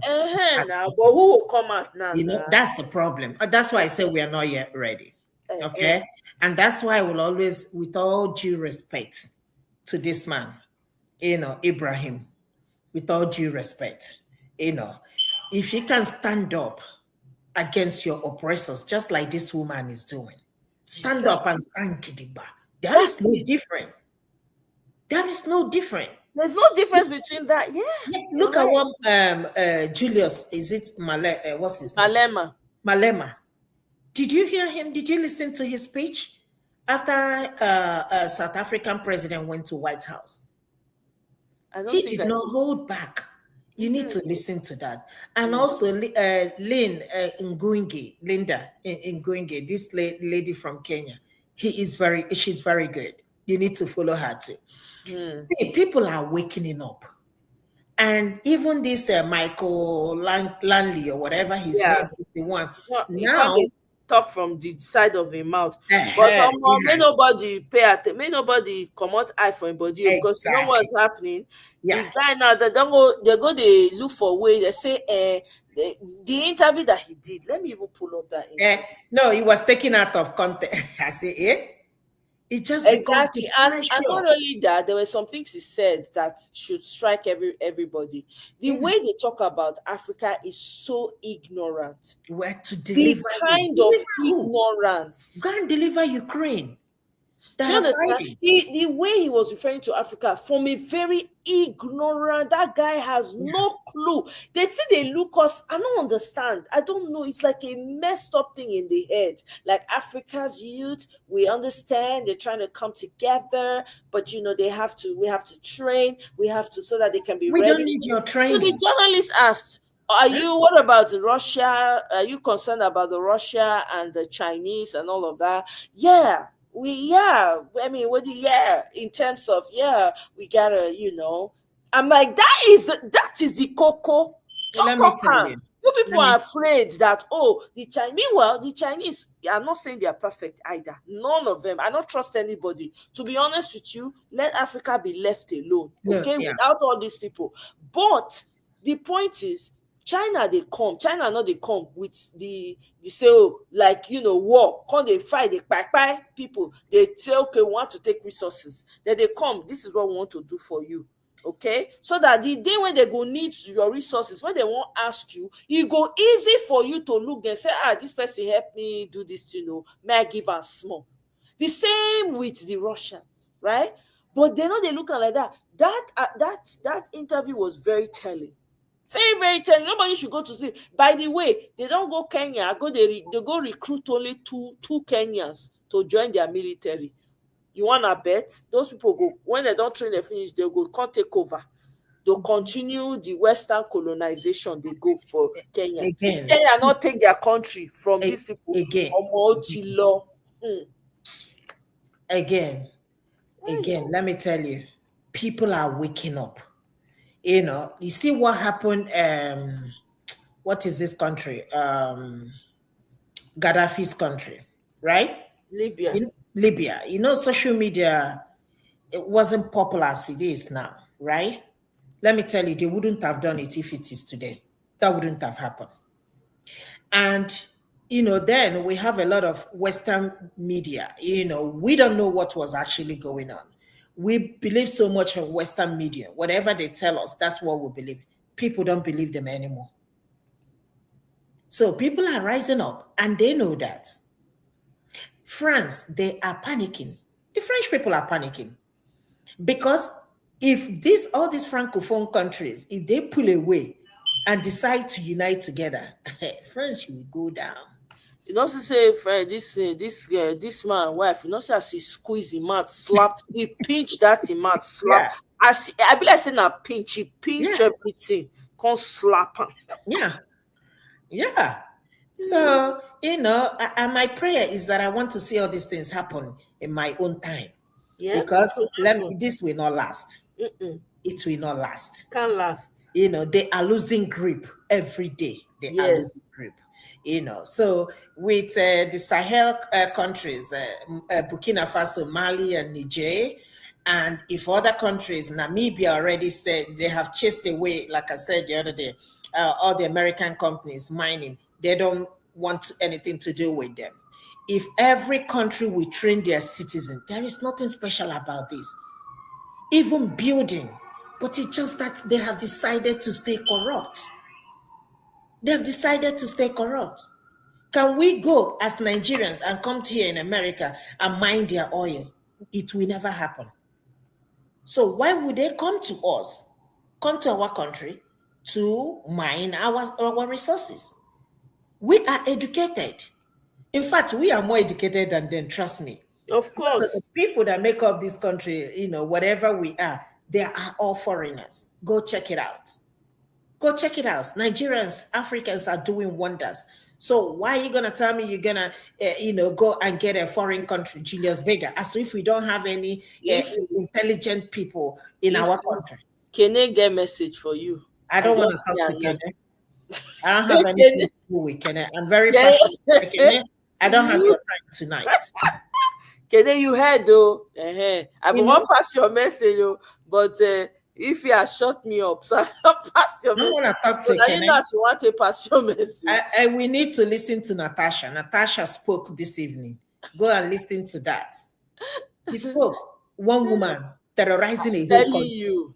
One woman, if I see her, I'll go bow down for her. I tell you, you see, I can't. You see, as I thought they for inside comment section, that's why they laugh like who they give candy. One woman. I say, see one woman. One woman terrorized. One woman terrorizing the whole country. Here. Listen. Senate President's counterpart in London and the Speaker of the Commonwealth. But okay, while you're writing to your United Nations and other international organizations, you can also those organizations. I wasn't able to blot their address. Is that okay with you? Maybe just okay. So, but how will you? But I want you to put organizations. But will you put the video? I want you to put the remainder of the chat, because if you can't, then maybe you want me to do a screenshot. I saw the pink salt recipe in a 30-second video, and 21 days later, I left my friends speechless because no one could believe I was the same woman. Maybe you start from... Sorry, I just uploaded the wrong one. That's not it. That's one of the posts she had previously written in my support. Okay, so let me... Where's this one? So I'm not able to blur... But maybe you can skip that part so they'll know that, okay, that's what it is. Okay. Wait, stop. You're not going to accept that ridiculous...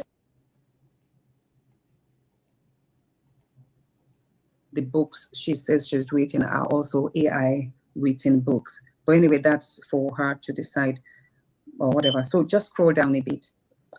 Okay, so we can just play it. Yeah, so after that, in the course of our conversation, that was me sending to her the I think that was a letter during the return, my return. That was the document, the letter, the Kogi Central Political Frontier. We did speak about that. So I told her that, look, this does not exist. We run a CAC check, and this Kogi Central Political Frontier, as a body that was used to recall me, did not have a legal bearing because it was not registered. So that was what we spoke about. Mind you, it was on the phone, so we're kind of communicating through that. I'm just letting you know the nature of the conversation. So you see that it does not, what she's saying that I said does not even add up at all. That also, I can forward to you what that was, is my petition, my lawyer's petition to INEC. That was what I sent there. So later on, she did say that she had a message. She reached out to my friend, Ina Okoli, that she didn't want to speak to him on blah, blah, blah, that she was an independent person pursuing justice. I didn't really understand where this came from, because at that point we had finished talking. So I didn't, so when she said that, I didn't really understand that. So I think I tried to call her, but she didn't pick up. You can scroll down to see. Please play it for them. This is all evidence that just let it run. Right? So let's. Yeah, you can see that. I didn't really understand where that. So she had all this evidence. In a way, so funny. Like, you know, apparently the way I'm speaking to you over the on here now sounds differently from when I'm speaking to you in person, or when I grant an interview, or when I speak to you over the phone. So what she probably did was get me evidence, out, safeguarded my space with positivity, because it was a whole lot going on. So they weren't bringing her conversations to me. It was after her live broadcast on the 1st of May that people are like, oh, did I speak to Sandra Duru? Did I speak to Sandra? Because Sandra is Professor Mbeki, and all of these confusions. And then I went online like, oh my goodness, what is it? Oh, that's the same person. But then the Sandra Duru picture online is different. She then went against me, cooking up all these malicious lies. So I did forward all of those to the police, but they never investigated. And I did, after Frances, first let me appreciate Frances Obonaya and Mr. Obina. I don't know, I've forgotten his surname. And the American Mr. David as well. Thank you all for speaking up. I heard that there are many more victims who are shy of speaking up. I thank you for standing up for truth. And I do sympathize with Mr. Obina and his family, because I'm aware that a week ago, over a week, he was on the orders of the Inspector General of Police. Unfortunately, he was picked up from his home at 3 a.m., right in front of his children and his wife, for no just reason. And he was moved to Abuja and has been locked up since then. And it's unfortunate, because this is a primary witness. If the police actually wants to do a diligent job, based on my petitions, this is someone who has come up to attest to the role that he was paid to play, and that he pulled out of the engagement when he realized that the plot was getting darker, if I'm to use his words. He said he saw the plot was getting darker and unholy. I used to pay Midjourney monthly. Now I use this AI.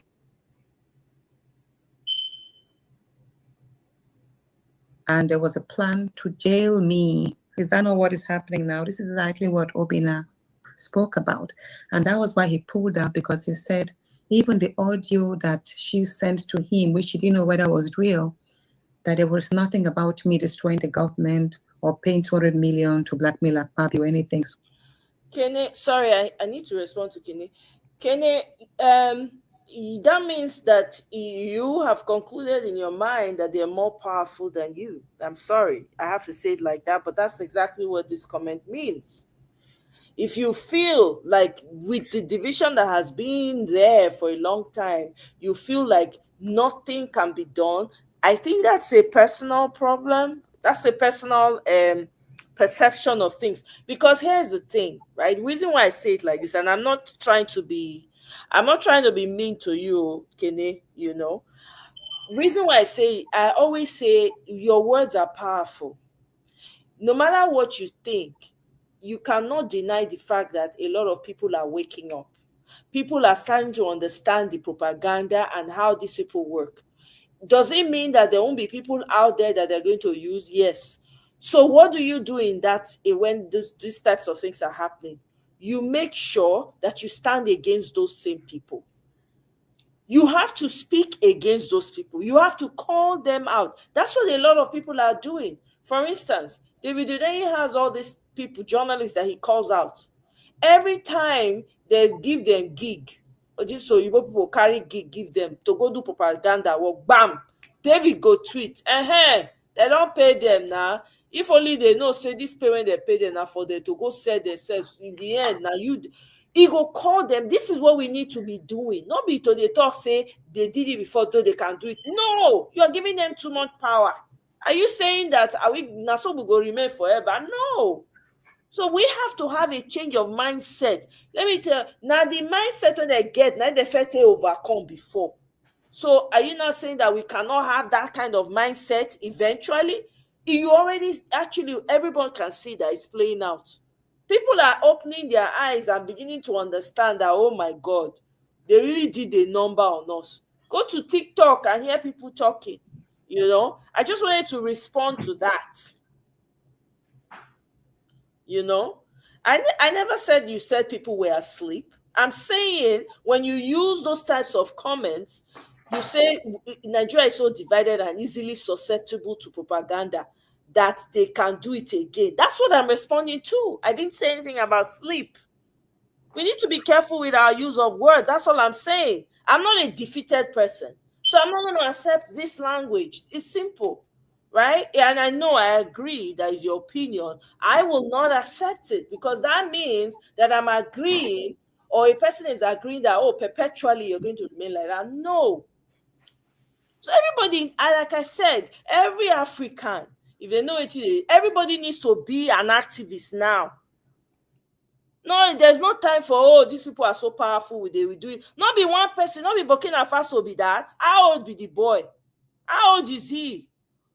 If to say they fear, say, these people have all these weapons, so they will take it, they've done, they now their kids are kind, they will buy us, they will buy this person again, hey, this one, that one. This Traore family tell us, say, please, not do, I bet, leave them. So Traore is saying, I don't make the decision, I don't make her finish. Recently, they thought saying sister-in-law, whether they catch us, he won't poison the guy find out. That was once the poorest country in Africa. I bet more know they talk things like that too. Personally, that's why I feel shy. But me, I know that language is very, very limiting. He's saying that, oh, you don't see an end. There is an end. It all depends on what you choose to see. Anyway, going on. So he pulled out. So I thought the police was going to invite Obinna as a primary witness and take his statements. Instead, they've locked him up. So that is witch hunting and suppressing someone who would potentially be my witness. And I want Nigerians to know that they should join voices to call on for Obinna's freedom. What the police is doing is wrong. I'm saying this categorically clear. The Inspector General of Police, I did see your number, your name appear on Sandra's call log during her live stream. And it's unfortunate that the woman who I'm told has... And this man is so emboldened there. We're Phoenix Energy, a family-owned... They're giving her so much power. She's going to be a witness to a case that she doesn't even know anything about. Me, Borueri. Only in Nigeria. To me, I've spoken. It's left for them to investigate. Exactly. It's left for the police to investigate. And the nature of this, the way things have taken a turn whereby I am now facing criminal charges. And I would tell people every week, there is no week that passes without Senator Karimi Senator Sunday Karimi, the senator from Kogi West. There's no week since this whole thing started that Senator Karimi has not taken it upon himself to remind me in our Northern Senators Forum of the need for me to pack my bags and go to jail. Can you that's imagine Senator that? Karimi's message. He would himself and Senator Zam from Benue. I don't know whether it's Benue Central or whatever. They were just right there. Even yesterday, both of them in the Senate WhatsApp group, they reminded me of the need for me to pack my bags and go to jail. So it's unfortunate that in all of this, simply because I spoke up of sexual harassment, which I still stand. Wow. I'm telling you. Even though some people, over 20. I'm telling you, can you imagine that? Ify. It's wild. Unbelievable. Yeah. You're telling this woman to pack up her bag and go to jail. For what? What did she do? What did she do? Always blaming the victim. What did she do? Because she spoke her mind. Yeah. You were not there. If I tell you that somebody, like I said, I was sexually harassed by this man, Okoro, that's my truth. You were not there. It's only two of us that can tell whether it happened or not. But just because you people are so-called men, you want to silence this woman, your time will come to an end. It will come to an end. It's not going to be forever. It will come to an end at some point. Go and ask the rest of them, Senator May, and not Senator May, what is this man, this Igbo senator? Go and ask them. Where are they today? Now, this woman don't go through a lot. I don't know. I just thank God for her husband, though, because I don't know. I really thank God say she get better husband, to be honest with you. Because this is mental health. They go mess your mind up. You can't doubt yourself. This woman is a strong woman. She's fighting a very valid cause that's going to go down in history as one of the biggest causes that she stood strong over these hyenas and she overcame. That's going to be what they're going to say about her. Let's listen some more. Different individuals whom I respect greatly have reached out to mediate. Even a number of African women parliamentarians also reached out. Welcome. They came visiting. Exactly. From Gambia, Liberia, Benin Republic, a number of them came, and others trying to mediate. But the message that always came from the Senate president, because what happens is they will come to me, speak to me, go to the Senate president, speak to him, and try to have a common ground. So their condition, they were like, we've met with the Senate president, but he says I must retract my statements of sexual harassment and apologize on the floor. That has always been his stand. Mr. Bibo is a welcome. I don't want to lose you, so I just brought you in immediately.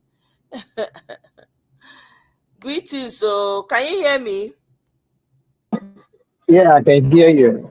Okay. Good evening, all. Good evening. Are you ready to talk, or should I continue?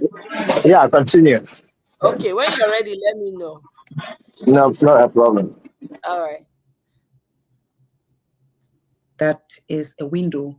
Even if you look at I think I did send you the resolution from the committee on my suspension. You will see there, item 2, that if Natasha is given if she apologizes in writing, that I'll be recalled back. So I've been told also that Natasha, don't be stubborn. Other senators who were suspended, Senator Aline Dume apologized and was recalled back. It was made public. Senator Ningi. Let me guess. You're thinking about going to therapy. And as a therapist myself, of course I'm also apologized. But I tell them, all of these people who have come, I said, I appreciate your efforts in trying to mediate. I'm all for peace. And I respect the Nigerian Senate. I respect all the institutions. And I'm not pretty much a troublemaker. But you see, on this matter of sexual harassment, I'm not apologizing. And I also will take time to educate each and every one of them that I did not break the Senate rules on change of seat. That I also showed them the chart. I forgot to send it to you. Where I was sitting, there's a way in which our names are positioned along each seat, and it will be circulated to us in the Senate WhatsApp group. So everybody will know where they sit, and people are usually given chances and opportunity to explain why they don't want to sit here, or they want to sit with their friends and all that. So I said, I just walked into work that morning, only for me to be told by staff that my seat was changed unceremoniously. And even though they said I wasn't the only one whose seat was changed, but why did they move someone else to the seat where the cameras were cut off? I said that was a deliberate attempt to cut me off visibility. And also, I did mention to them that if you look at it, my outburst, for those of them who feel my outburst aggravated my suspension, the first person who broke the rule was the Senate President.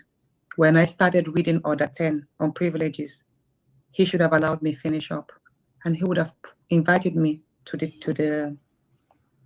his desk, or he would have put it to question, or say, Natasha, you know what? I don't know what will befall me on the 3rd, but I'm arriving in Nigeria, and I will be there in court to face these charges. And I trust that the judiciary will accord me a fair chance to explain what truly happened. If all of these utterances that they say I made were real, fine, I'll face the law. But if not, then all of those who have ganged up to defame me, to criminalize me, should also face the law.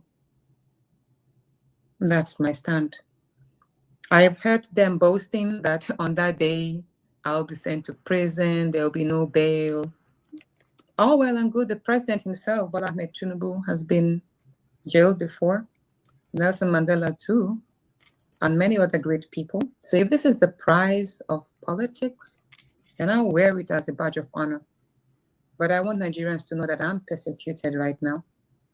And this whole issue of Sandra Duru or Professor Mbeke, like I said, I am going to the end of this.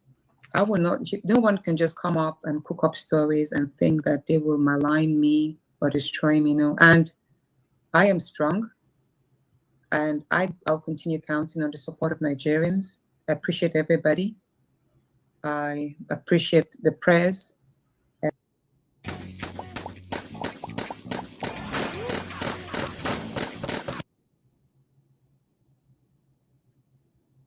Yes, I'm not afraid of what will happen, even though I'm concerned that the whole federal government as a body, as a sovereign entity, will reduce itself to use taxpayers' money. Mr. Obibueze, okay, you have the floor now. Christopher, welcome. Oh, exactly. Myself no grill. You know, she get to throw him in there now. You know, say that my body, my skin, they crawl when he talk. Not pain, a great man. Myself no gree, Christopher. Go ahead, Mr. Obibueze. Welcome. Oh, greetings, my brother. Welcome back. Oh, only you go Yeah, well, jollof. Sunday use ofe yeah. salad goes. I don't know what I don't I don't know what is going on. You know, I hardly get I get your notifications, but you know, when I go, it's a replace. I don't know your life. I keep missing your lives these days. I don't know why. Oh, yeah. Because you have not paid your tithe. Oh yeah. Don't worry, I will pay my tithe. I will pay my tithe. Not a problem at all. Yeah, yeah. You see, you know, I was so, you know, because I follow Adiola as well, you know, so all her lives, I watch many of her lives, you know. Listen, this lady, every Nigerian should be behind her. All Nigerians, I said, of good conscience should be behind this woman. She's been through a lot. She's been through a lot. And from 1 to 2 statements she made, she just convinced me that everything I've heard about her, about what she's been doing, right, in the right course, of course, is true and nothing but the truth. She is so ionic. You see this lady? with the respect to the Mama Ransom Kutis and all the women that have fought for Nigeria, but I think she topped the charts. One person terrorizing the whole country. I said she topped the charts. I mean, if you know what she's been through, the intelligence she got, if you listen to her when she analyzed their charts, just all the things that are in my mind, somewhere I read that chart and put my own meaning into it exactly the same way she arrived. I said, look, I was just shouting, this woman is ionic. She's full of intelligence. She's full of intelligence. And that's why nobody can get away when you get into her. If you get into her trouble, you're not going away. And I am glad she's of my own generation. I'm saying this to know that when you stand firm, nobody can push you away. She just encouraged me the more to stand firm. Look, when I went to Nigeria, right, I stood firm in everywhere I needed to stand firm, and I won all. I won all. I went to bank. I said, bank, I need money. Come on, 150,000. They told me they don't have money. I stood my ground. I said, listen, make sure you call the police because I'm ready to sleep at the police station. When I gave you my money, you didn't tell me there will be a time if I come, you're not gonna give me that money. Okay? You said you are professional to keep this money. I called my cousin who came with me. He said, oh, don't bother waste your time. Let's go find POS. I said, I didn't give POS my money. This is where I'm gonna take my money. You're gonna watch it happen now. And it did. It did happen.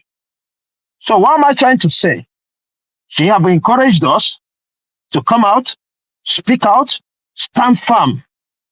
And that's what I am encouraging all Nigerians today, because I used to say to them, you are emboldening these people by saying, no, I don't want to waste time. Just give them what they want. Let's go. You make the situation worse.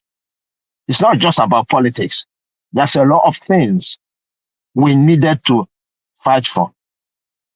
Imagine if you go to bank today, you put money in your account, you pay charge. You take money out of your account, you pay charge. Is that supposed to be real? So one lesson I learned from her today, make sure you are intelligent when you're dealing with Nigerians. Because if she has not been intelligent, you see that time she told her, let's put this as a contract, she would have nailed herself. She would have nailed herself. She came up, she deleted all the distance. Look at how she summarized that. And that, if you are in the field of IT, you will know. You don't even need to be on the field for you to know. Because there's no way you're going to type 3 messages at the same time. So just 3, even if it is okay. You cannot meet up.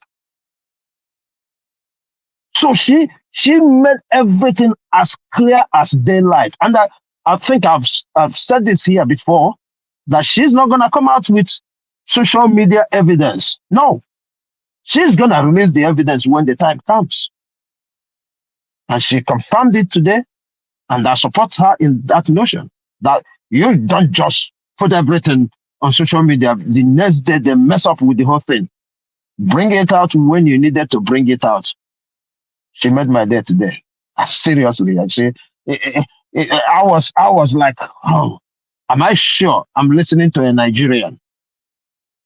Am I sure? Look at Akpabio. He ran away from the presidential reconciliation. Why is he running away? Why is he running away? Because he knows that anytime they come in contact, right, she's going to produce evidence. And this T-Pen, instead of you to bring T-Pen down, T-Pen will bring you down. Akpabio knows that. And that's why he's trying to run away and, try to use the police, whatever, to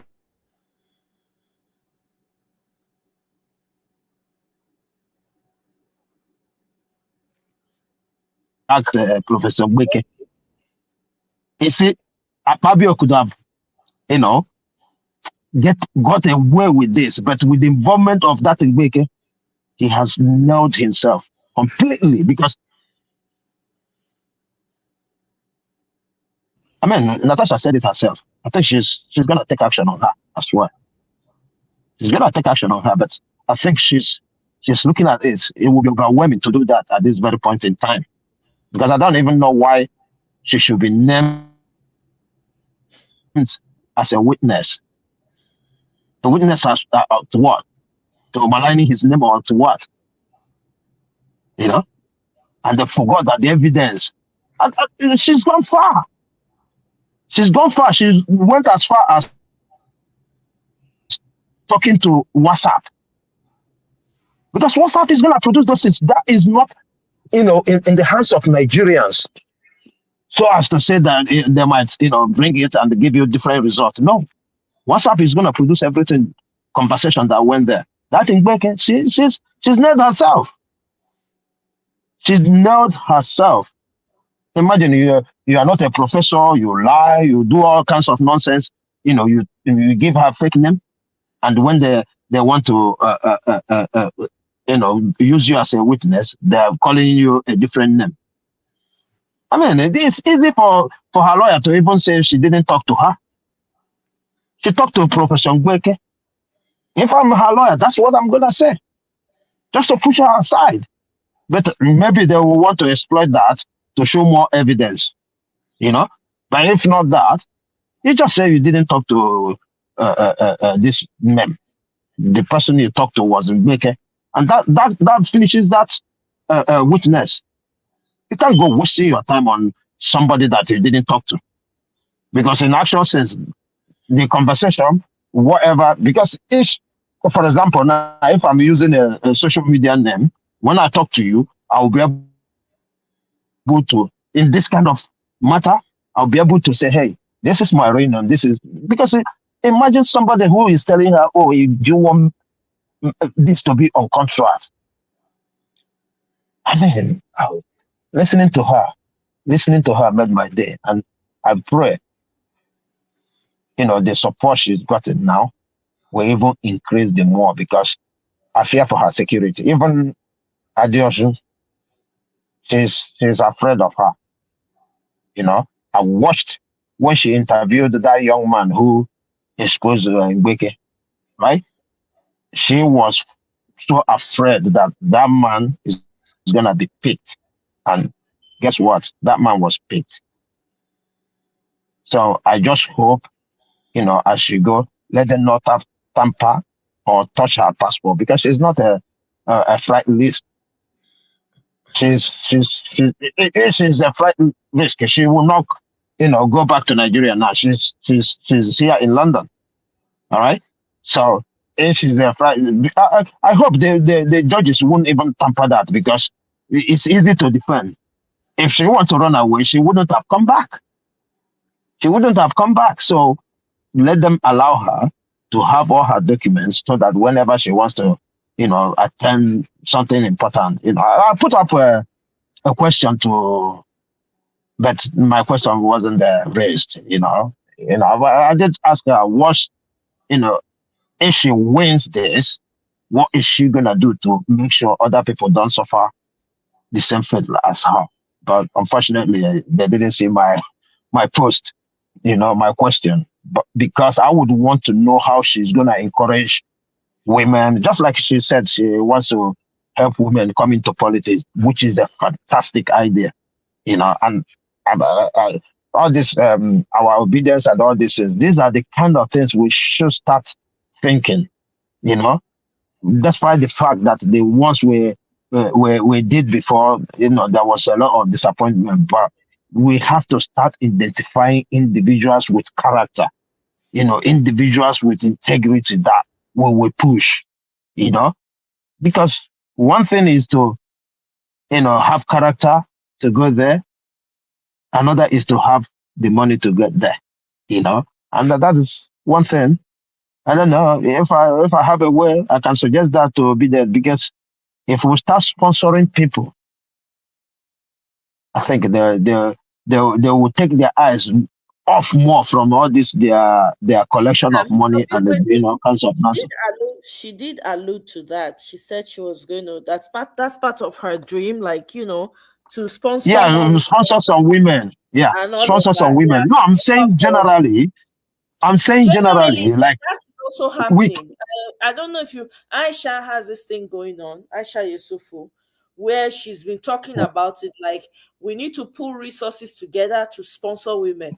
Even Natu and I have something going on too on the WhatsApp. Like if you're a woman and you want to be a part of politics, you send a message to either myself or Natu. I never put the number. No, what I'm saying is on a bigger picture, through obedience, because it will be easier to raise funds. Yeah, that through will be for obedience.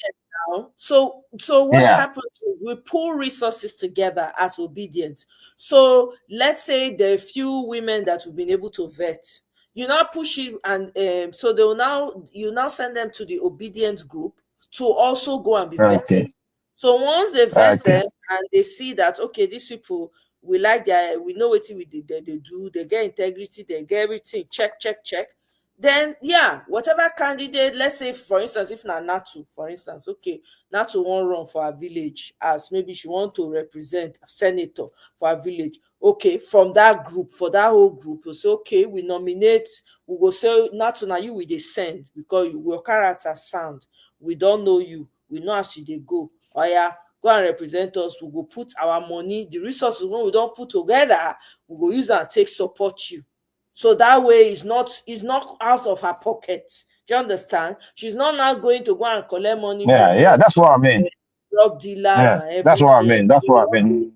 Yeah, that's it. Yeah. It's because what is putting these people into all this nonsense is the indebtedness they are through because of election. So if you go there, you wanna cash back, So in fact, she made a lot of sense. Nigerian woman, I raise my one hand for now. If we win the case, I will raise it too. One woman ficus. Now one woman, a whole federal government. Hey, no. Madam, look, I see you. Welcome. Woman, a gang of men decide say they want to against her. Before, right? I wasn't thinking like it's gonna be easy for Nigerian women. But the other platform we used to be, right? You see you and Madam Rita. The way we will take the fire that time, I say, wow. So they still get, according to you, some coconut head women who can stand up. You remember that time? Now you remember the likes of Chinedu? Wait till you and Madam Rita do that, man. Fake Chinedu. I'll be a Mecca. Oh, Emeka, fake Emeka. Fake Emeka.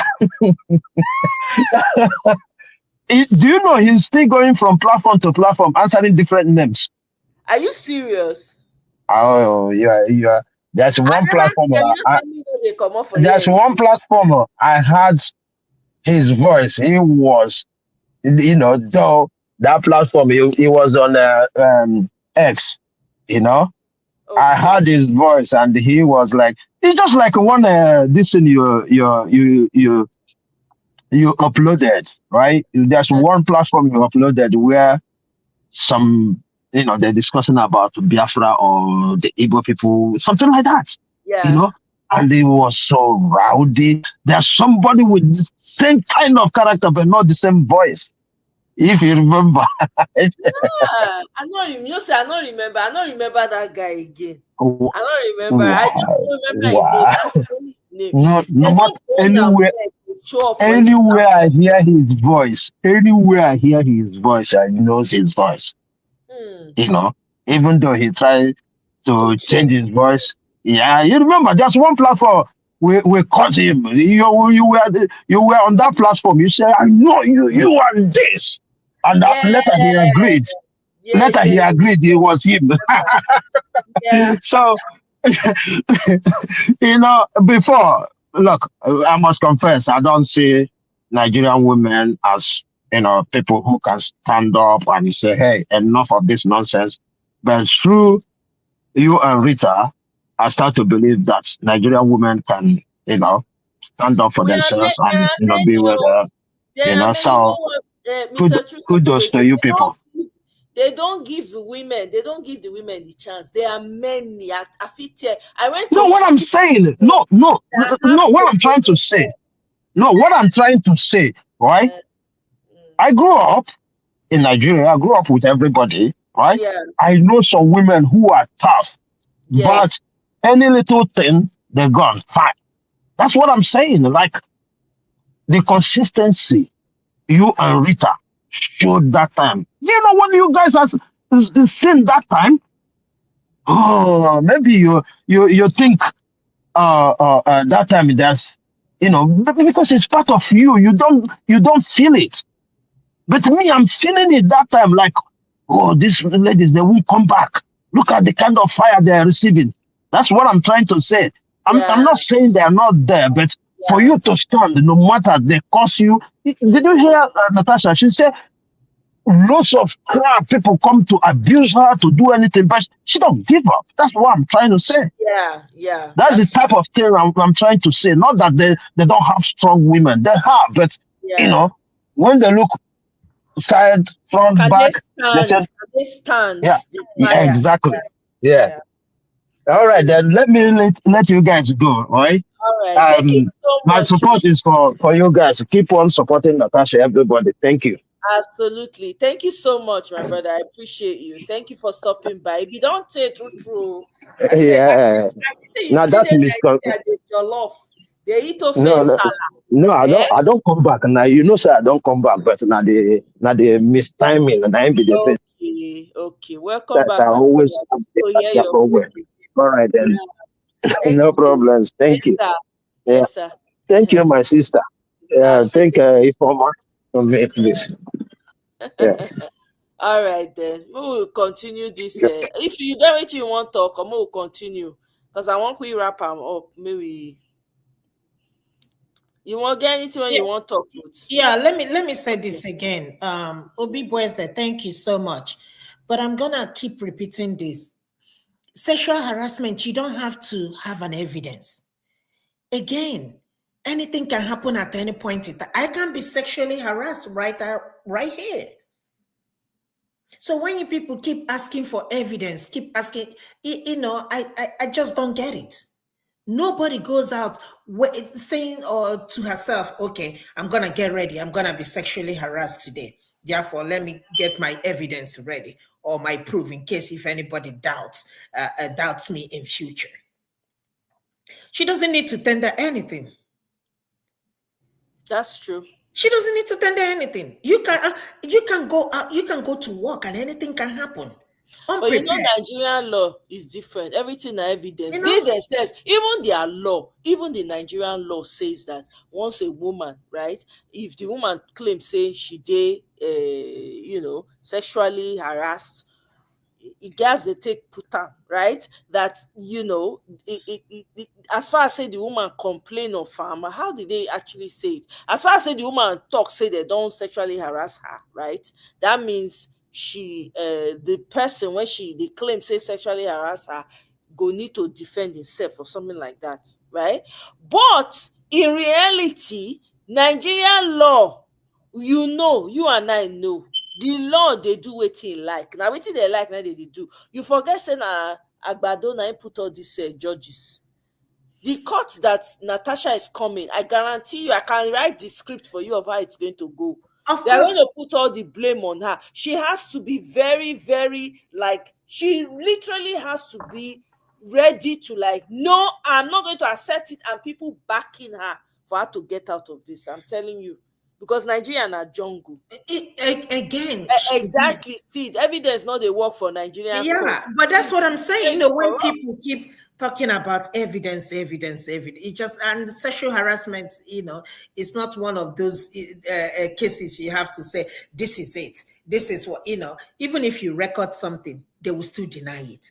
Exactly. I don't know what Topolo. Yeah. Topolo, when we see me see Topolo, they spray money. Your chairman of EFCC, after Nigerians don't drag her, he come out, he say we have to do forensic analogy.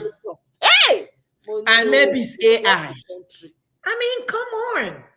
So, you people stop that. The truth of the matter, we know what. Natasha says she's coming back to Nigeria. She will come back to Nigeria. Let them arrest her. The whole lot, we are all watching. We are all watching. Like the two men threatening her that she will go to jail. She will not be the first person. She will not be the second. Neither will she be the last. But I want to see, because the whole world is watching. People are watching. Nigerians are watching. So let's see how this is gonna go. And I'm sure she's ready. It's not gonna, it's not gonna, I don't think it's gonna make any difference. She's not gonna change her mind. She will continue to stand on her truth. That is even because all these things they're doing is just for her to say, okay, let me apologize. I don't think she's gonna do that. And there is no reason for her to do that. Stand by your truth, if that is your truth, and continue to stand on it. You cannot be intimidated. Here is what the Nigerian Constitution says about sexual harassment, right? It says, while the Nigerian Constitution does not explicitly prohibit sexual harassment, it offers avenues for legal redress through its provision on fundamental human rights, particularly the rights to dignity and freedom from discrimination. The Constitution provides a framework for individuals to seek enforcement of their human rights in cases of sexual harassment, although there isn't specific workplace-focused legislation. The way they take word the Constitution, everything, I'm sorry to say, zero. Although everything is vague, everything you just leave and vague, so anybody can just come and interpret it however way they want to. Not be so that they change hand for our eye, right before our eyes after election, and come to another word. They can't twist hand. When they say Abuja na stand alone, they say and it doesn't have to be. It is, they can't explain and. Hey God. Nigerians should act. Let's stop watching. If we act once, these people will feel the fear. Exactly, Sid. Exactly. Let's continue with the video and then can wrap it up. To further witch hunt an individual who doesn't have a track record of no criminality. I have never been arrested by the police. I have never been charged to court for anything wrong, illegal. I am also aware that in the course of this whole happenstance, that they were digging up to find out whether they could initiate an EFCC case against me, maybe for embezzlement of funds, but they found me clean. And I'm so proud. I never, in the course of me running the committee, tasked or harassed any of the companies under my watch then, or any minister, or anything for anything. There was nothing. I do not have any case. And it's funny, ironically, that the same individuals who have tons of petitions against them, even proven ones, right in EFCC, are the same people who have ganged up against a woman of clean character. And for those who think that they could scandalize me because of my past marriages, listen, yes, I've been married twice before, my husband now, and I tell you, no one knows the reason why my marriage ended. And my husband is calling me. I'm sure it's doesn't want me to speak on this.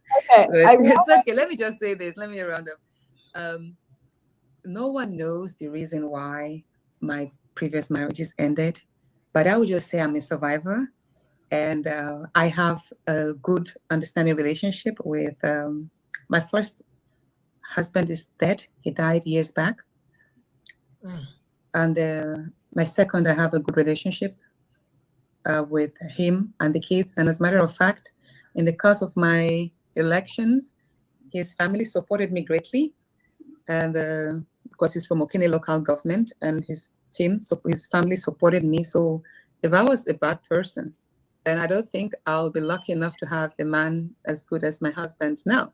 And I love him dearly. I support him. Alama for Kingdom. Hi, Chief Emmanuel Uduaghan. I love you dearly. Thank you so much. I know it's not been easy.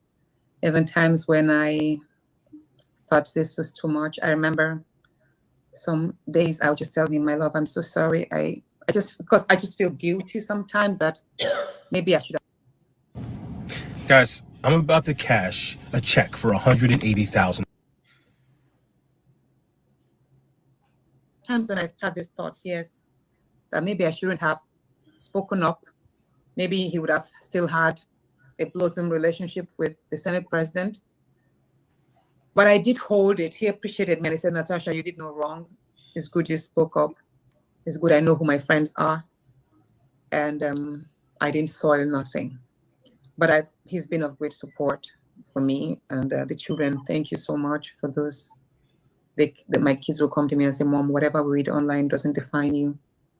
And yeah, Adiola, you too, thank you for opening your platform. I do appreciate. And I'm sorry for the insults. I've seen people say, oh, I paid you.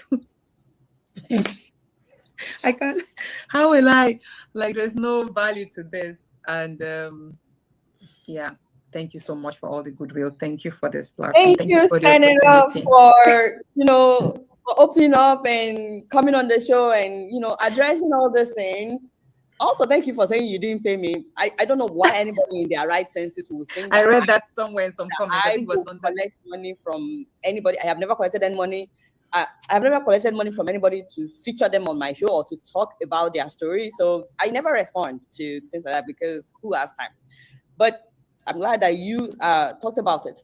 So I have a number of concerns, and then I'm going to take questions from them because I promised them that I will take questions from people. So Sid, welcome, oh bro. Long time, oh. It's been a long time. You said go Nigeria, go chop off in Salah. Be like say the thing don't go round, oh. Everybody we have to enjoy, go Nigeria, go the jollof. They'll come back, come the pose for me. I beg go. I don't know. It's okay. I'm good. How are you? And how are you? I'm good, though. Long time. How are you doing, our professor? How you doing now? Yeah, I'm good. It's just been sometimes you just stay quiet and just watch things and just you need your sanity sometimes. Absolutely, I agree with you. Yeah. I agree. But yeah, it's good. It's good. Well done to you and Ify and the rest of the gang for at least highlighting some of these issues and the Natasha issue and all that. I mean, what she's saying, I don't think anybody should. It's only people that want to deceive themselves to say that this did not happen. Just like what Ify is saying.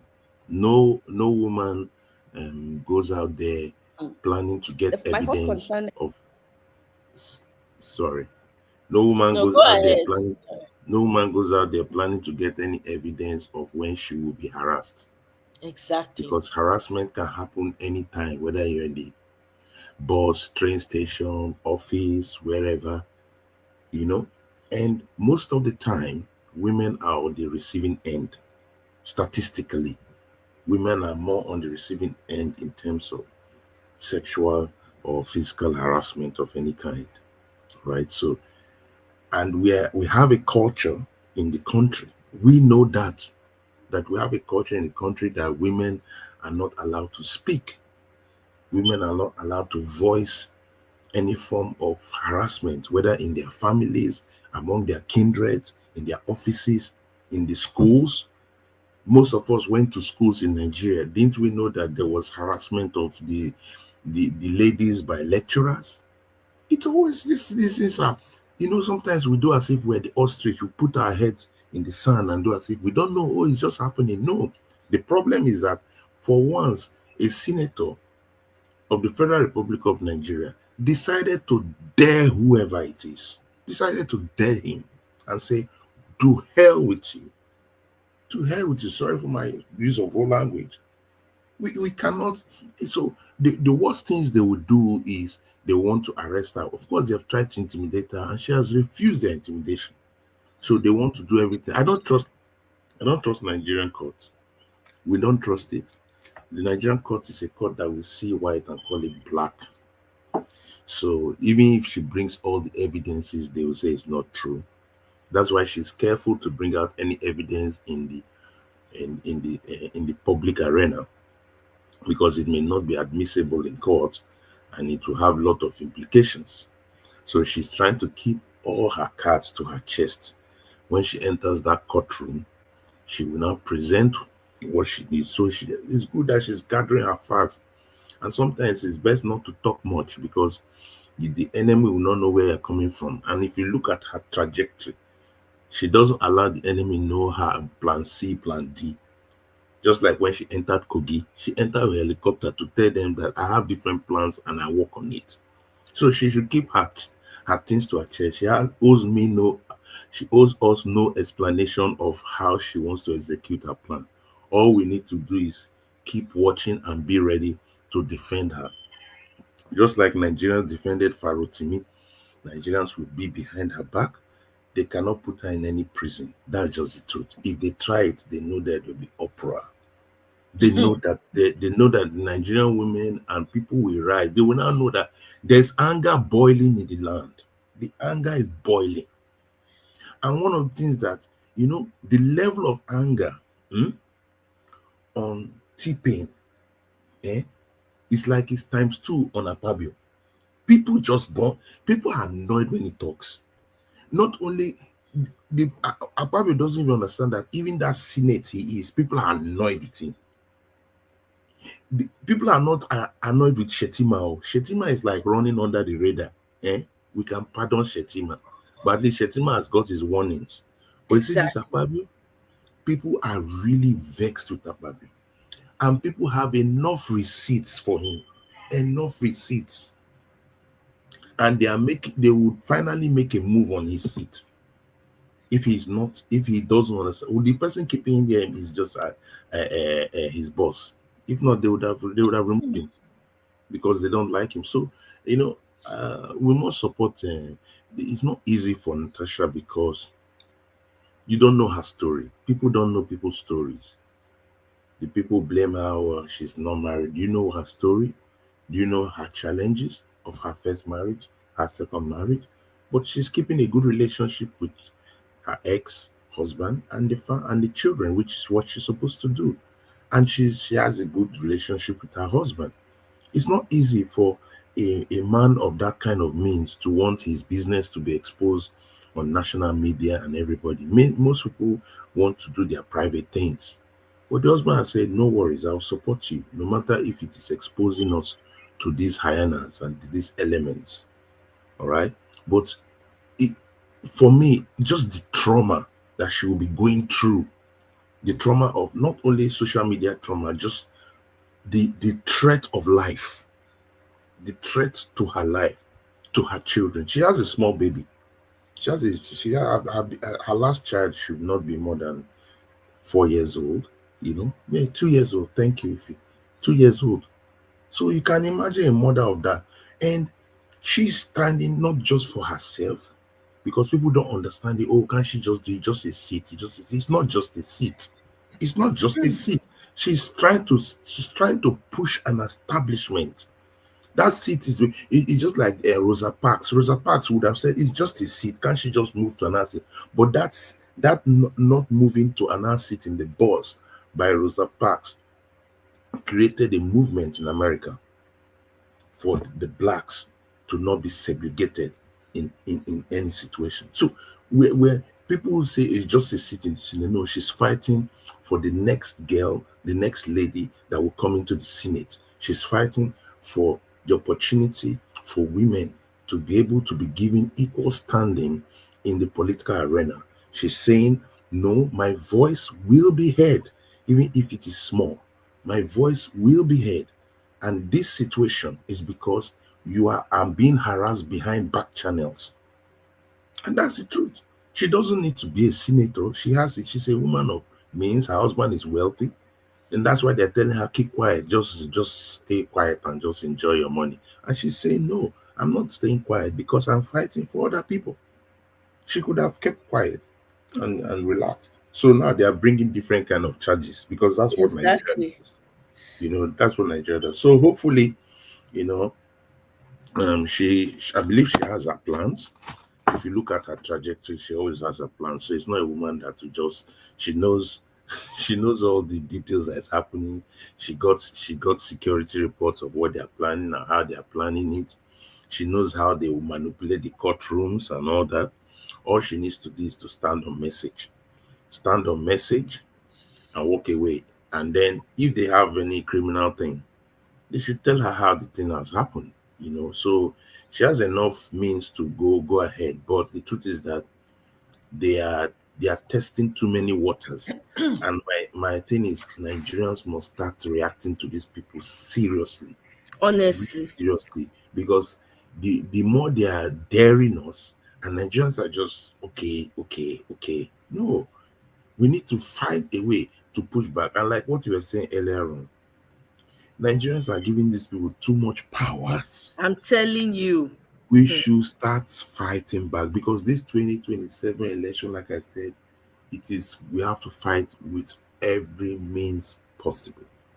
Every means possible. Because those people in those APC are not going to fight clean. It's not going to be a clean fight. If we're expecting, it's going to be a clean election, and no, there's going to be snatching of ballot boxes. So we should be ready to snatch it back. Exactly. There's going to be energy, unafraid. There's going to be that. We should be unafraid, unapologetic to any human being. We should be unapologetic. This is not a gentleman election anymore. There's not going to be gentleman election. So if Peter Obi knows what he's doing, I think he's changing his narrative. It's not going to be gentleman again. The North should make up their decision. It is PO or nothing. If they are thinking of Atiku is going to fall out of this election. The election is between Peter Obi and the establishment. And we must put that in our mind first. Then Peter Obi, pick your party, we back that party, and then everybody fall out, struggle, and make sure that at the polling unit and the collation center, that no number will change. No number is going to change at any collation center till we are going to count it with our hand. Forget any electronic. It's not going to happen 2027. Electronic is not going to take place. What will take place is hand-to-hand combat.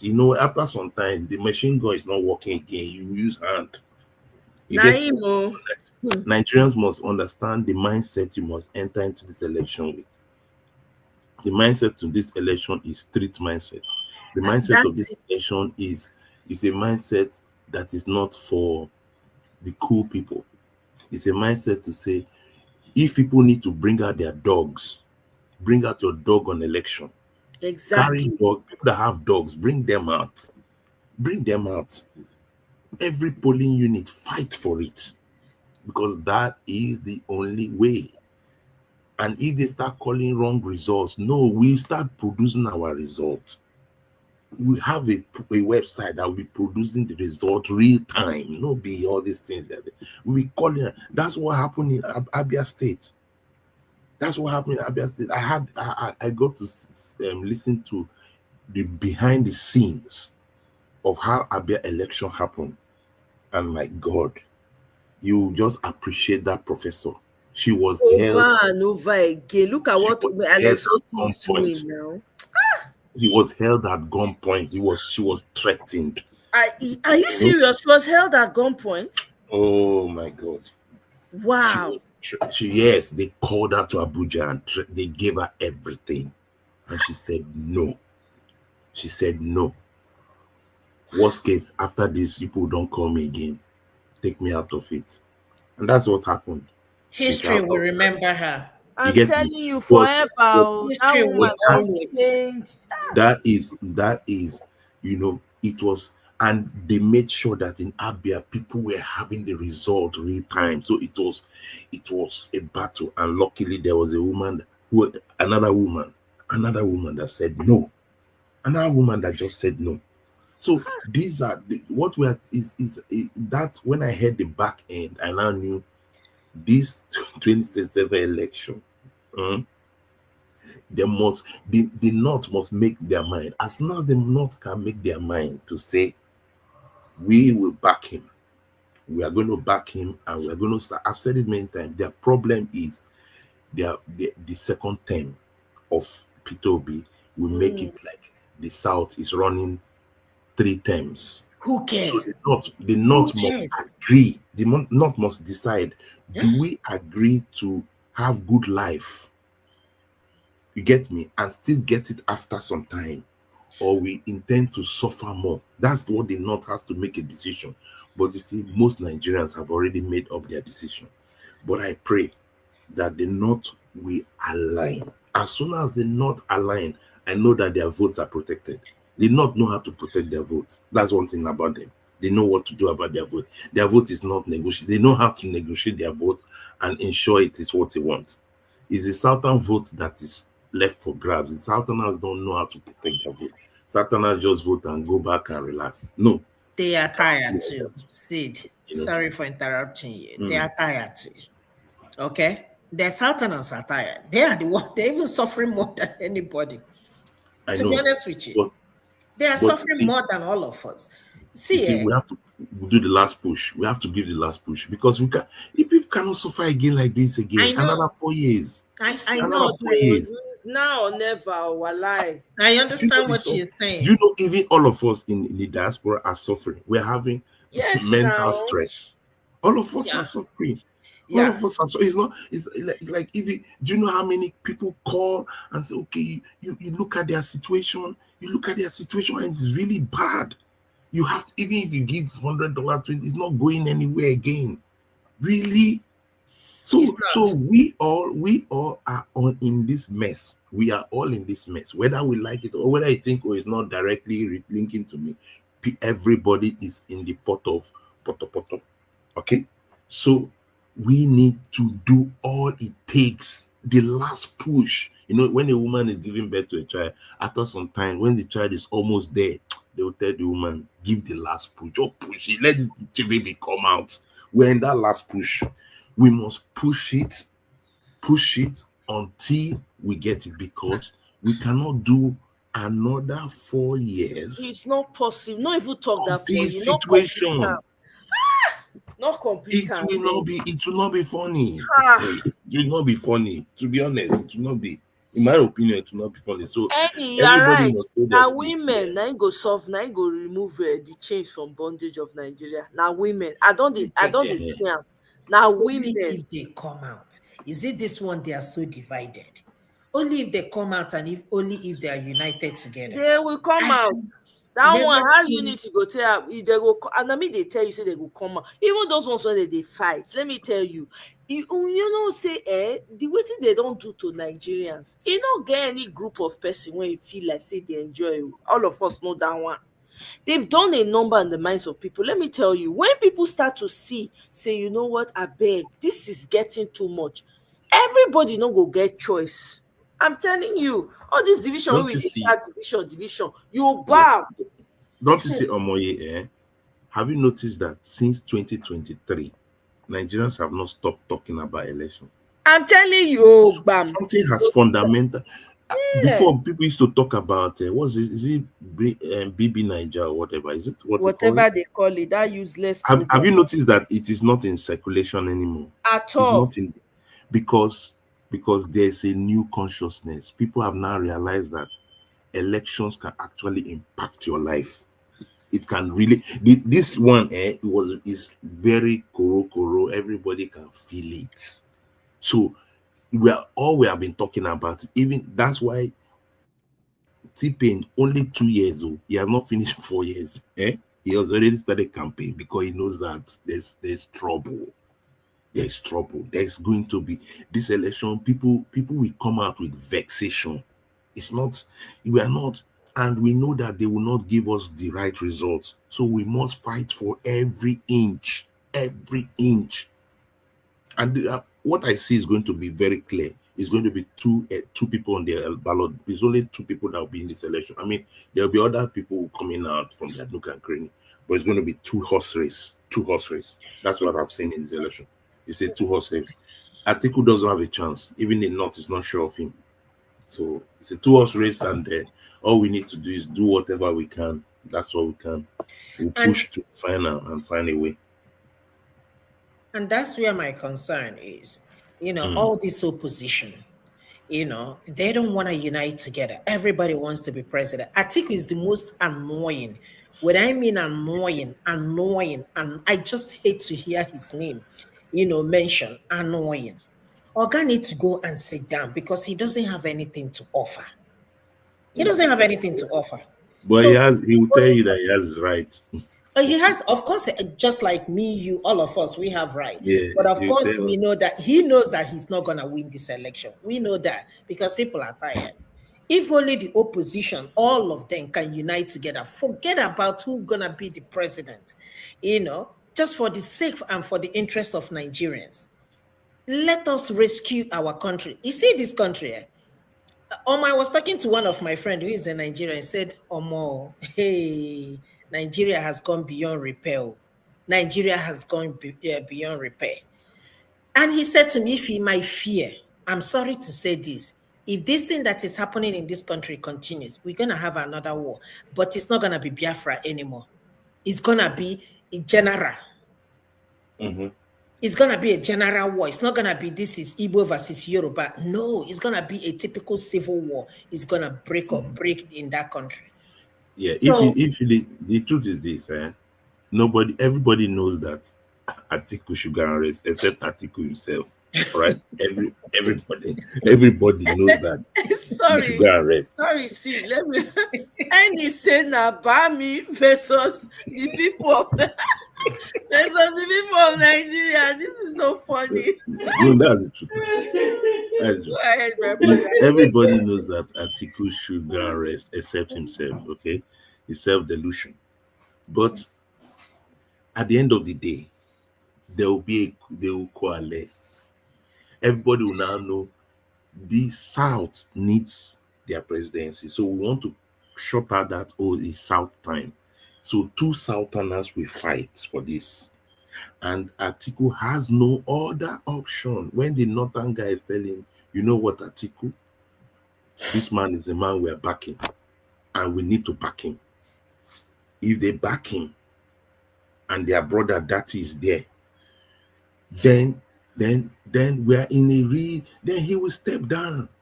That is why Obi told them that I'm going to run on Labour Party platform, because he has a platform. Atiku has no platform. Atiku is like he doesn't have a platform at this point. You're right. Atiku is like a vagabond. Atiku doesn't have any place to pitch. So why would you want a man that has a place he already has to come out and support you? No. That's why Obi walked into that place with chest. He walked into that meeting last week with chest and told them, this is what I will do.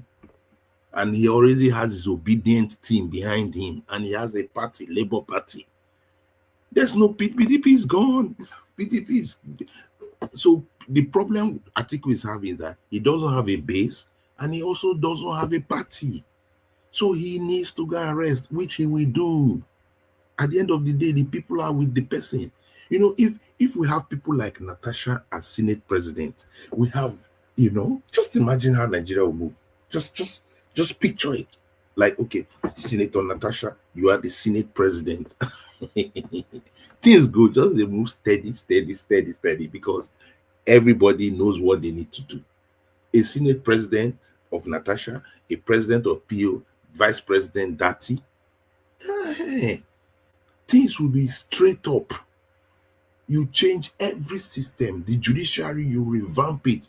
Put somewhere like Odinka Kalu them in judiciary, maybe as this thing. Don't you think Nigeria will work? Nigeria will just immediately straighten up. It just takes few things. So that is why it's a battle for the soul of the country from these hyenas, And so everybody must do their bit. Yes, we did 2023. It was not easy. It was painful. We learned from it. And like I said, they are not going to change any electoral laws. So if they are not changing electoral laws, how are we going to fight to reclaim? I know that people are saying, oh, he has this, he has the judiciary, he has this, he has everything.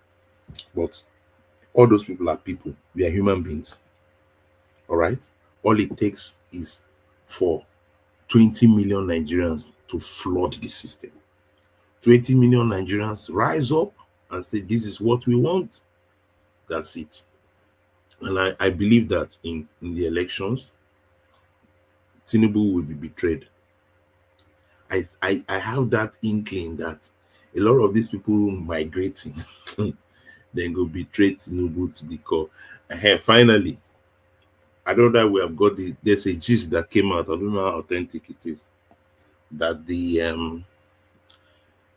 Akwa Ibom governor, his daughter was spilling some gist. Have we heard that?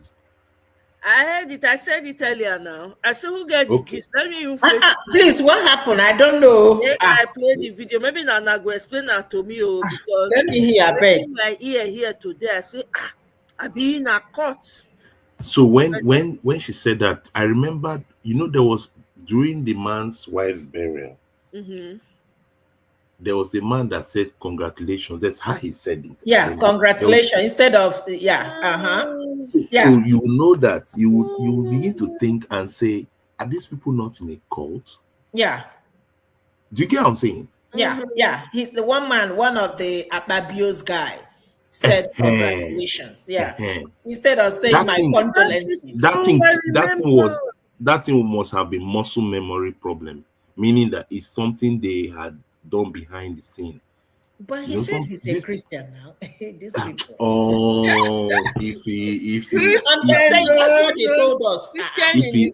I am a Christian, all right. I believe in Christ, but also we know that there are a lot of people that are deceptive and they also do bad things. They double dip. They put their hands here and they put their hands here. We know that very well. They are really fakes. They will tell you that they are pastors, they are priests, they are this, but they are also involved in occultic things, and we know that in Nigeria. I mean, is it something that we don't know? My brother, it has happened for long.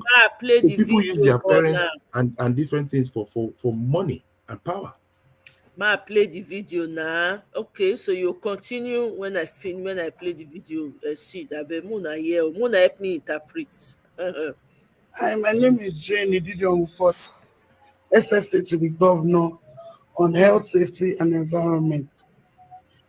Daddy, I'll send this particular post to only you. Please, let us talk before this thing destroys. You cannot. I'm not a sacrifice. Mommy was. I'm not. Mommy was. I am not. If I give you a few minutes, don't work. I've posted this to everywhere.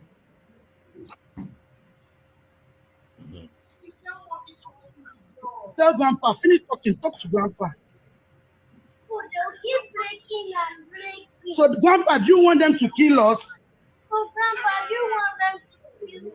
No. Do you want them to die like my brother died? Do you want them to die like my baby brother died? Ask him. Good. Hey, hallelujah.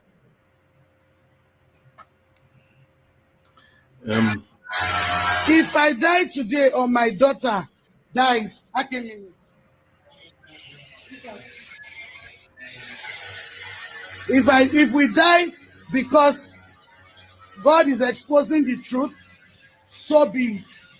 But my blood will not go scot-free. Please share this thing.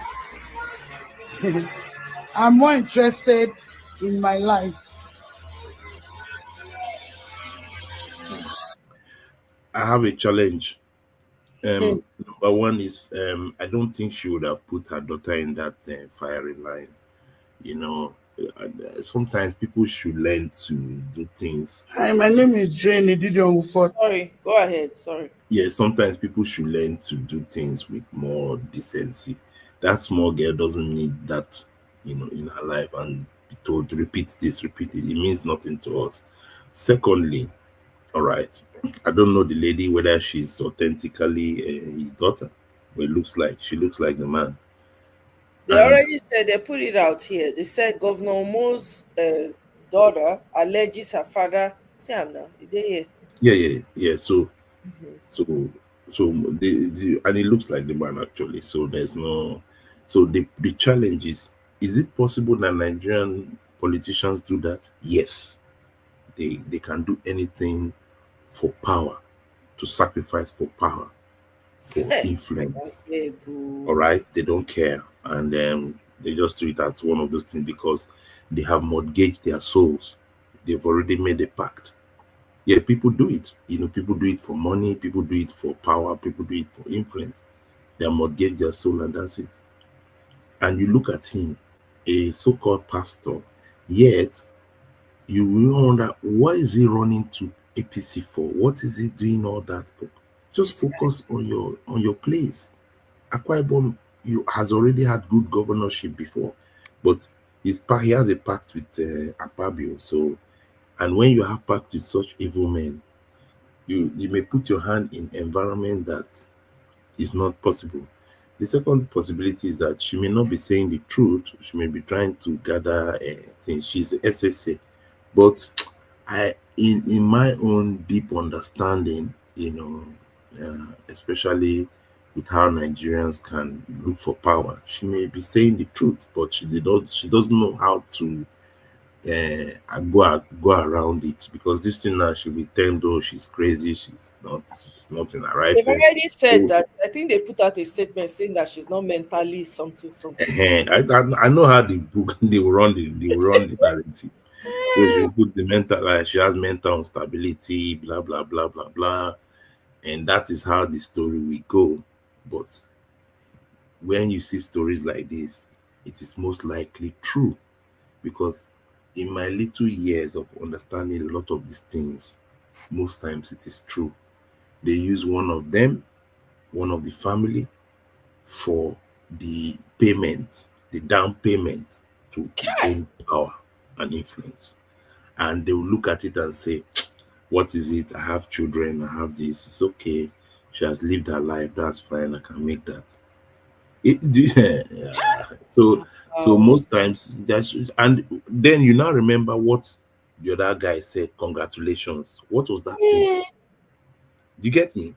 So if you put one and two together, why would a man come to a burial and tell somebody congratulations? Is it that it was? God, it was a very wrong mistake. Yeah. Like it's a very off mistake. Like, but if you look at it, it's something they do and they forget themselves that they were in a burial, and he just said, wait, like, you have done well. You have already done well. Yeah, you've done well. So you have secured your place. So now you can migrate, because now you have paid the dues. So now they now hop into APC where all their sins will be forgiven. Nobody will question them. That's why they hop in there, because we in a hurry too. Yes. So that thing makes me feel that statement was not a mistake. That statement was not a mistake, because these politicians do it. They do it continuously. So it may be an alleged thing, allegedly it may not be a mistake, in my opinion. However, I don't subscribe to the way the lady has put her child in between the whole business. She should have done it differently. But nothing will happen. Nothing will happen. Everything will be business as usual. They will sweep it under the carpet. Because he's not the first person to do such. Exactly. He's not the first person to do such. So it's they do all of them. All of them. If you really look at all the cobweb in the cupboard and all these politicians, you will see almost 90% of them do the same thing. Exactly. They do all those kind of strange sacrifices. They're into the occultic. Yeah. Right. During the time of Obasanjo, he was the person that was promulgating, allegedly, the new they call it the new Ogboni, like the new reformed Ogboni. He was pioneering it. Yeah, and everybody had to bow. In Abia State, what was happening in Abia State? Orji's Okalu, allegedly, Orji's Okalu was doing the same thing. For you to be governor, that was how the next governor, they showed him at Okijaka Shrine. there where he went to, where he went, the Theophilus Orji. The picture of Theophilus Orji when he was naked in front of Okijak Shrine before he became governor of Abia State. So it's something they do. You have to, I remember one of my uncles like that, distant uncles from marriage like that, and he wanted to be a local government councillor during the time of Orji Uzokalo. If you see what they told him to do, how much they will give him, and what he will have to do to join them. And then when they give him that amount of money, he will repay it back. The amount of money they will give him is very large that he will do nothing. For 2 years, he will make repayments. That means 2 years as a senator, he's doing nothing. He's just making those repayments back to Orji Uzokalo. And not only that, he will now have to be part of the court. And being part of the court, there's something it's a requirement for him to do. So they do it. So it's not like they don't do it. They do it. It's just that to them is part. That's why you see the suffering on the land does not affect them, because they have sold their soul to the devil. Yeah. They start doing some things that you say, is this person normal? How are you not seeing this situation? But they don't. Look at that guy that supports Akpabio, what he said in the Senate. Why boy, that man? Yeah, why boy? Even Akpabio looked at him and said, boy, you did crazy small, you did crazy small. Me, I still get sense. He said they should remove the people settlers, because when they are flying into Abuja, it looks brown roof. Yeah. They should remove them. Do you know what is that? That's like what he has done. I pity his family. That there will be what is called a natural curse. Because what you're saying is that those people that are the real owners, the aborigines in that land, they don't deserve to be in their land. They don't deserve to exist. They are too. So you know what? Let's remove them, because they are making the place dirty. It's not befitting for me as a senator when I'm flying in. Kai, what nonsense? What is this? More 2027 is the date with destiny. Even as mad as Akpabio is, Akpabio had to tell him, do you mean that we should throw them away? People can travel to your country to just see those shanties. It can become a tourism thing. You want to remove them because you don't regard. It tells you that these people are involved in places that their soul has been sold out, and so they have no more conscience with anybody. So we are not dealing with people with conscience. So 2027, you must understand, the people we are dealing with have no conscience. So we have to also treat them the way they are. The way they are. So those kind of people, they can sell anything to gain power. So it's very unfortunate, but that's what happens. Exactly. Mr. Tony Africa, you say maybe allegedly Oshomole. Now so now Oshomole dying to gain power. And then Michael says the same humiliation rituals that the European elites do to all who want fame and fortune. Yes, thank you. The Temu version. Oh, Temu version. Michael. But it's true. It's true. It's true. Maybe there's something this Natasha lady said that I want us to get to. I think I'm going to fast forward it so that we can listen to it. It was to me, I think it was very impactful. I think they were getting to the is first and foremost, what can we do about Obina, who is still in prison? Hold on. How women in the 1940s lost weight. We not care. We do not care. Okay. How was it? Where was I? I think I saw something on the news somewhere where somebody was shot at the court. It was at international news. I don't know if you saw it. It was recent. I know I saw it. Somebody was going to court and was shot at the entrance of the court. So my mind was like, oh my goodness, what if this happens to me? But you know what? I'm just going to be courageous and trust that no harm will come to me. Yeah, I'll arrive in Nigeria. I'll promise to keep you informed. I will make tweets. I'm not And that Nigerians active on will Twitter, say but that I'm Nigerians want me to tell you don't eat anything or don't drink anything or because no, if I'm perchance.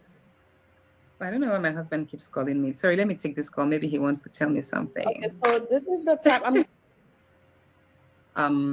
because I know that it's been fixed for 2 p.m.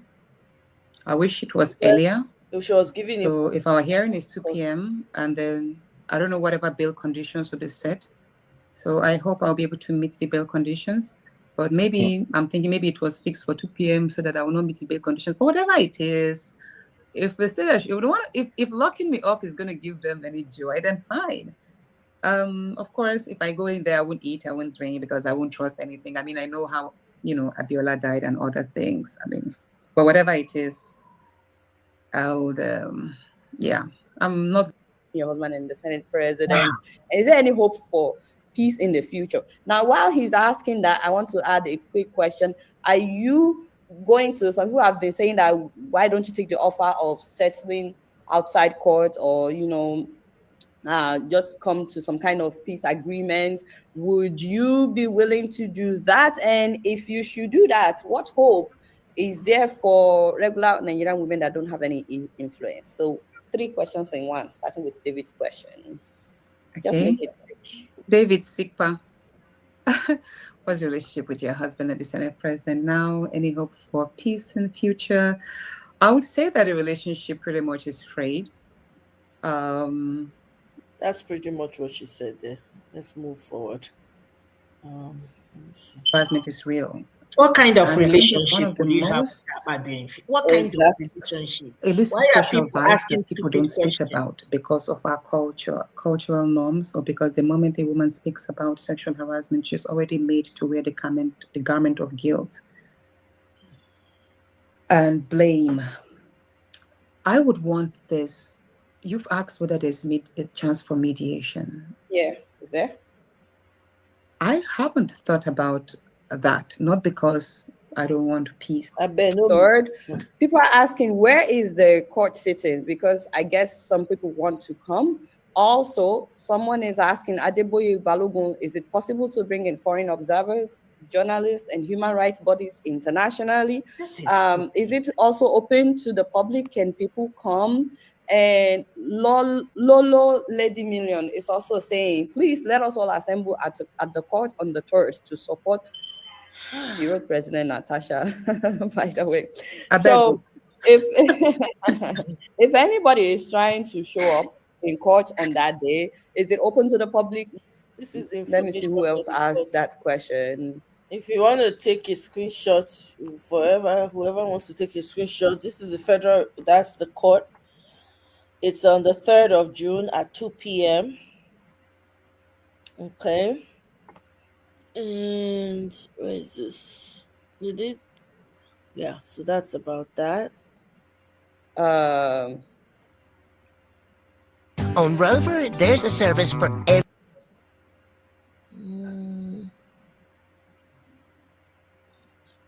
This is Theodora Ismail. Can you not appear on a video call? I don't think you should appear in person.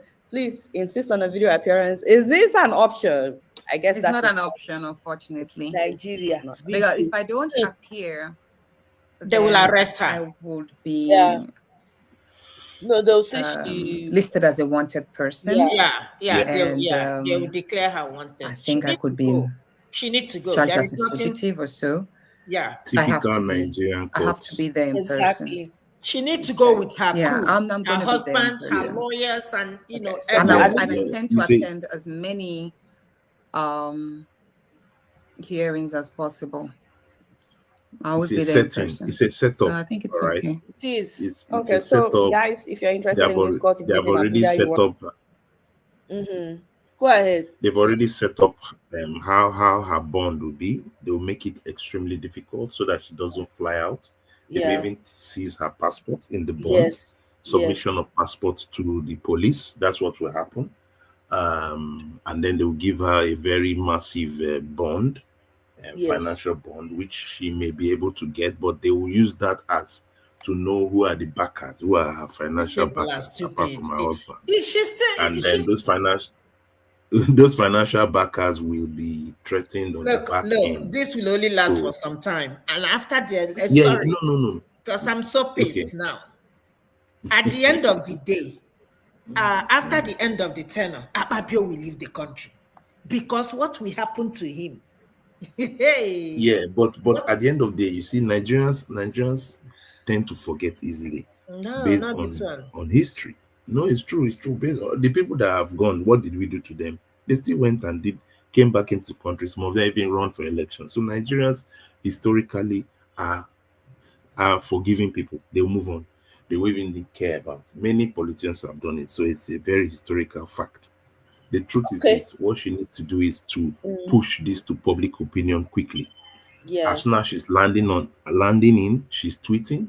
Yes. She's creating that mobilization. Once you do that, they don't just pick you, because I now wish you would be on TikTok. Just go live on TikTok. Go you live are going everywhere. live on TikTok. So you move the thing into a place of public opinion. So when you put public opinion around it, it's just like when we were doing All Eyes on Judiciary. There was fear on them. They became afraid. So when you create that public opinion around it, then she'll go with her husband, her people, her everything, mobilize people to the courtroom. So the possibility of them doing one nasty thing or coming to jack you, no, they won't do that. They enter the courtroom. Do you get me? And you have people in that courtroom tweeting exactly what's happening in the court, because they will do it a closed door session. They will allow media. All right, because that's how they operate. They won't want media to do it because it has to deal with the third highest officer in Nigeria, the Senate president. So they will create all that, but her passport will be taken, her Nigerian passport will be She seized. actually said hope, it. So go ahead, wrap up. Say what you want to say. I can continue. I want us to finish. Okay, yeah. So I think all she needs to do is to look for alternatives. All right, apart from all that, to know, okay, will she have all the things with regards to the bond? And if they take her Nigerian passport, does she still have connections overseas to make sure that they keep driving her message? All right, she can turn the tide on Nigeria, that Nigeria is now keeping a senator before speaking out. She will turn the media, foreign media, against the Nigerian state. That's how to do it. You have to use the foreign media against the Nigerian state, so that the Nigerian state will be under pressure. Right. Okay. Let's want to be there. Take a screenshot. I've let it on the screen for this long, just so that you could take a screenshot. Real quick. Someone is asking, what makes you so bold and fearless? A lot of Nigerian women, especially, would like to know. I think, should I say part of it is how I was born? It's my nature. It's just how I was born. I'm very careful in choosing a particular task. So I usually apply the 20-80 rule, which is 80% of the time I think through, is this worth it? What I'm about to do, does it make sense? And do I have the tenacity and courage to wait through? So when I've thought that 80% of my time and energy, then the remaining 20 is execute. So once I start something, I just give it my all usually. And that was it. So it's what played out in politics, right from when I was in SDP in 2018, 2019, and then in 2023. It took a while for me to decide, Natasha, what you're about to go in against all odds. Will you give up, or you will hold on to the end? And that was what I did. And the same thing with this. Before I spoke up, I sat with my husband and I told him, I was like, this is what I'm going to do. I think it's about time I speak up. And that's it. Even though there are times when I was a bit shaky, I'm human, you know. And wait, stop. You're not gonna accept that ridiculous.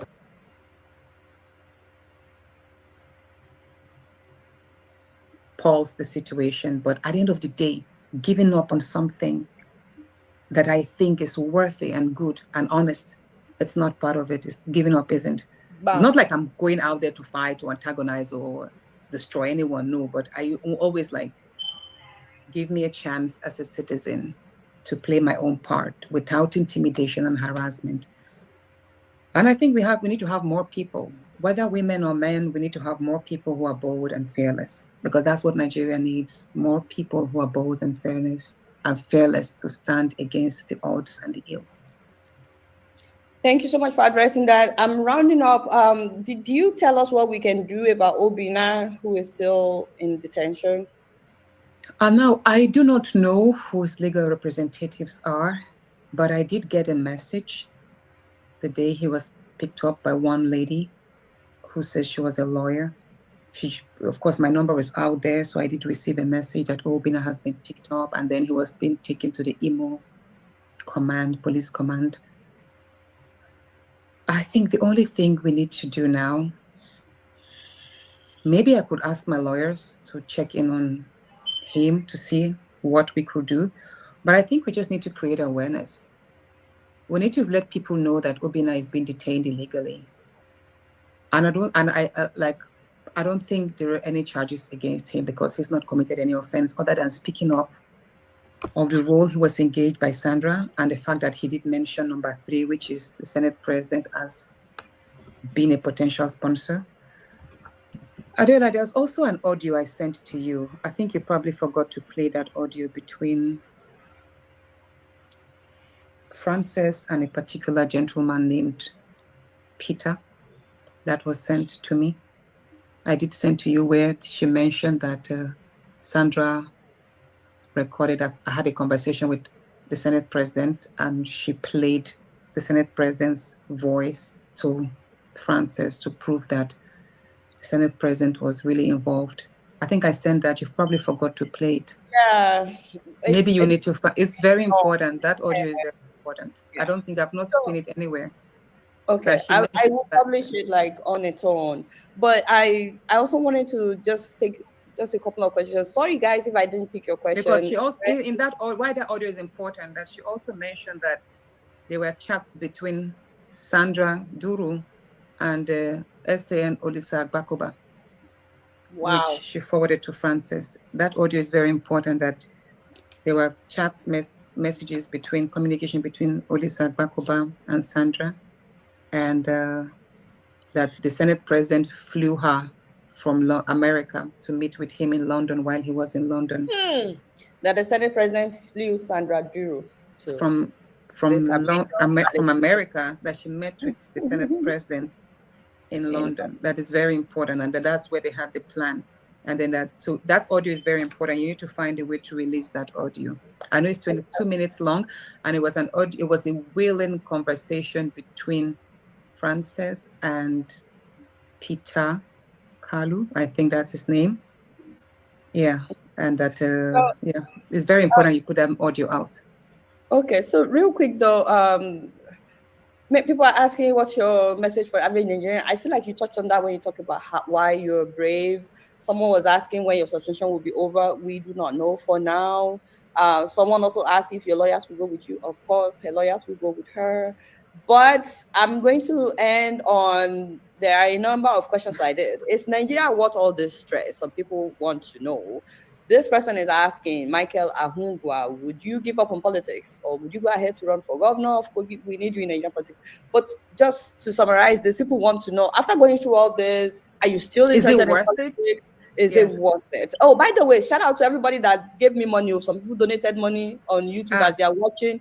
BPB gave me £1, or is it €1? Red Bunny Classic gave me $2. I am very grateful. I do not take this for granted. Let me put it out there. Texas Craft gave me 300 naira, and Adekule Sanyaolu gave me 400 naira. Thank you. Shout out. Okay, are you going to give up on politics after all this, or what?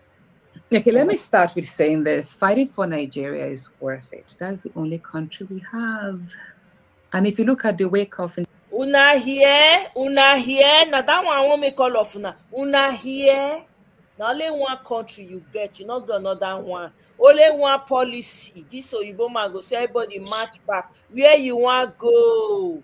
No place like home. So now who cook your own done? Now we dey chop. May we go cook our own, make it done. international politics now, where there's nationalization of policies.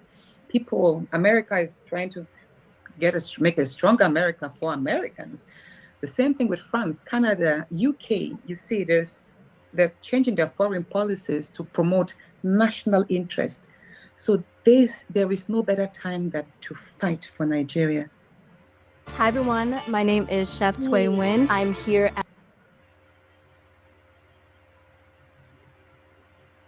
great country. We're blessed with abundant resources. We've always heard Nigeria has abundant resources. We are too rich to be poor and all of this rhetorics. But it's when we have courageous, competent, honest leaders that we'll be able to shape institutions which will in turn create a better socio-political and socio-economic space for a greater Nigeria.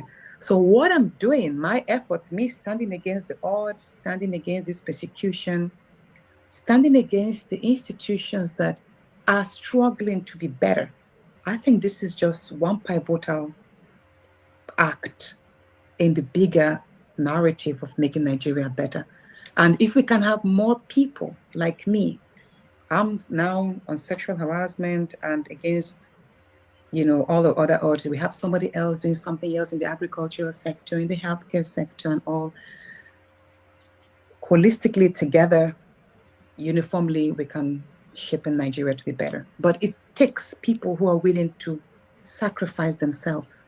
And then now brings us again, as I'm putting myself as a sacrificial lamb, what is my fate in politics? As at today, I always believe in the power of now. So I usually apply and live for the moment. I trust my tomorrow in God's hands. And if God gives me life, and by God's grace, my people, which of course, beyond Kogi Central, Kogi State, and Nigeria at large, still find usefulness in me, then I would still stay in. Because my intention, what I actually planned with my husband, of course, whatever I do, I'm sorry I have to mention him, because as a woman, it's very important that I consider the whole, the scope of a man's involvement in politics is different from a woman, right? So everything I do, I have to speak. So I had actually even told my husband that by 2027, my goal will be to identify 3 Nigerian women who I would support across party lines. Once they're competent, then I would put my support, whether they're in my party or any other party, but ensure that I provide adequate funding, adequate awareness, and support for them to win and emerge as political players, either in the National Assembly or in the State House of Assembly. That is what I said. It doesn't have to be in Kogi State. If I find someone competent in Kano or in Abia State or in Edo State, I will support that woman. That was a pledge I put to myself because I found that was what was missing.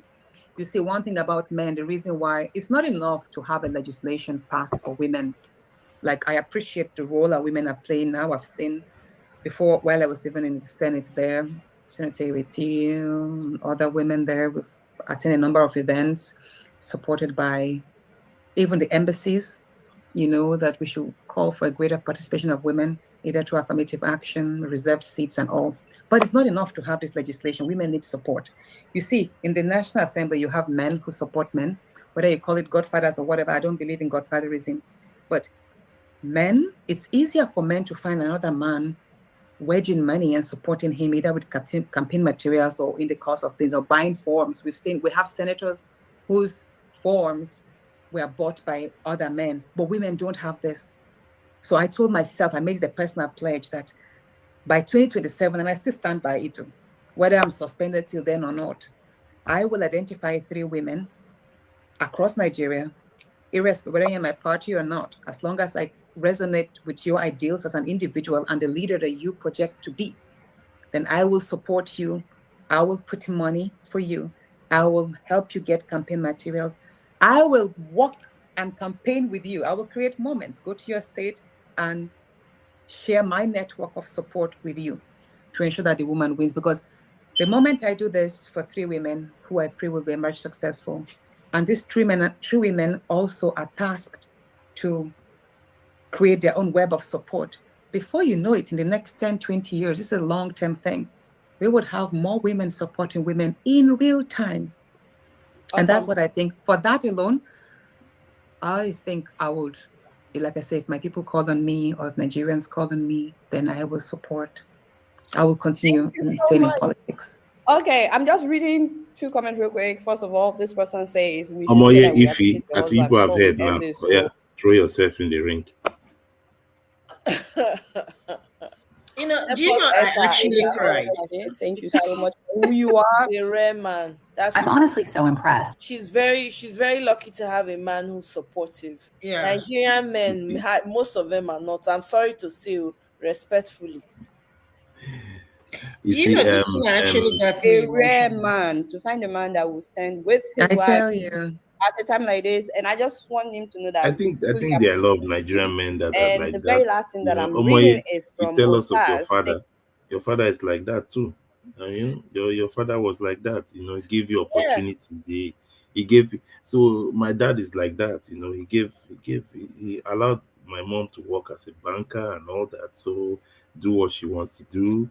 You know, so I think the problem is that we don't hear much of these stories, these good stories of African men that actually enable their wives or their daughters to become who they are. But I like what she's saying. She's thinking of the future. She's thinking of not just sitting down there eating the money, but she's thinking crying of over her problem, crying that how can I do a tangible thing that can move the needle? Actually, what she's talking about, mentoring 3 ladies that will be able to get in, irrespective of their party. So my question is, Ireti that is sitting down there, what is she doing? All of them just go there. All of them have been senators. Look at Senator, the president's wife, who was a senator for many years there. She could not vouch. She didn't bring one lady inside that Senate. Even if it is to say, you know what, the person that will replace me must be a woman. She couldn't even do that. She couldn't tell her husband, T-Pain, you know what, the person that will replace me must be a woman. Couldn't she have done that? At least it tells you that they have no thinking cap. They have no thinking cap. So in Nigeria, we need people that are thinking. So the woman is not in their cult now. So she's thinking for the future, that she can bring in younger women, vibrant young leaders, people that will speak their mind and also do things for their people. The more we do that, you see the change. What happens is that these politicians bring the same criminals, and that's why we have never been able to overwhelm the system, because it's the same criminals that come into the system and then become Senate president and all that, and you can't make any change. All those Ndume them, have they brought anybody up? They've been there since 1999. Have they done anything? They've not. They just bring in their cronies. Lawal has been there since 1999. They don't go away. All of them. Senator Alero, they don't go away since 1999. All Jews of Kalu, they are just there. They don't. Instead, they'll go and bring their children. Erofai will put his son. That's what they do.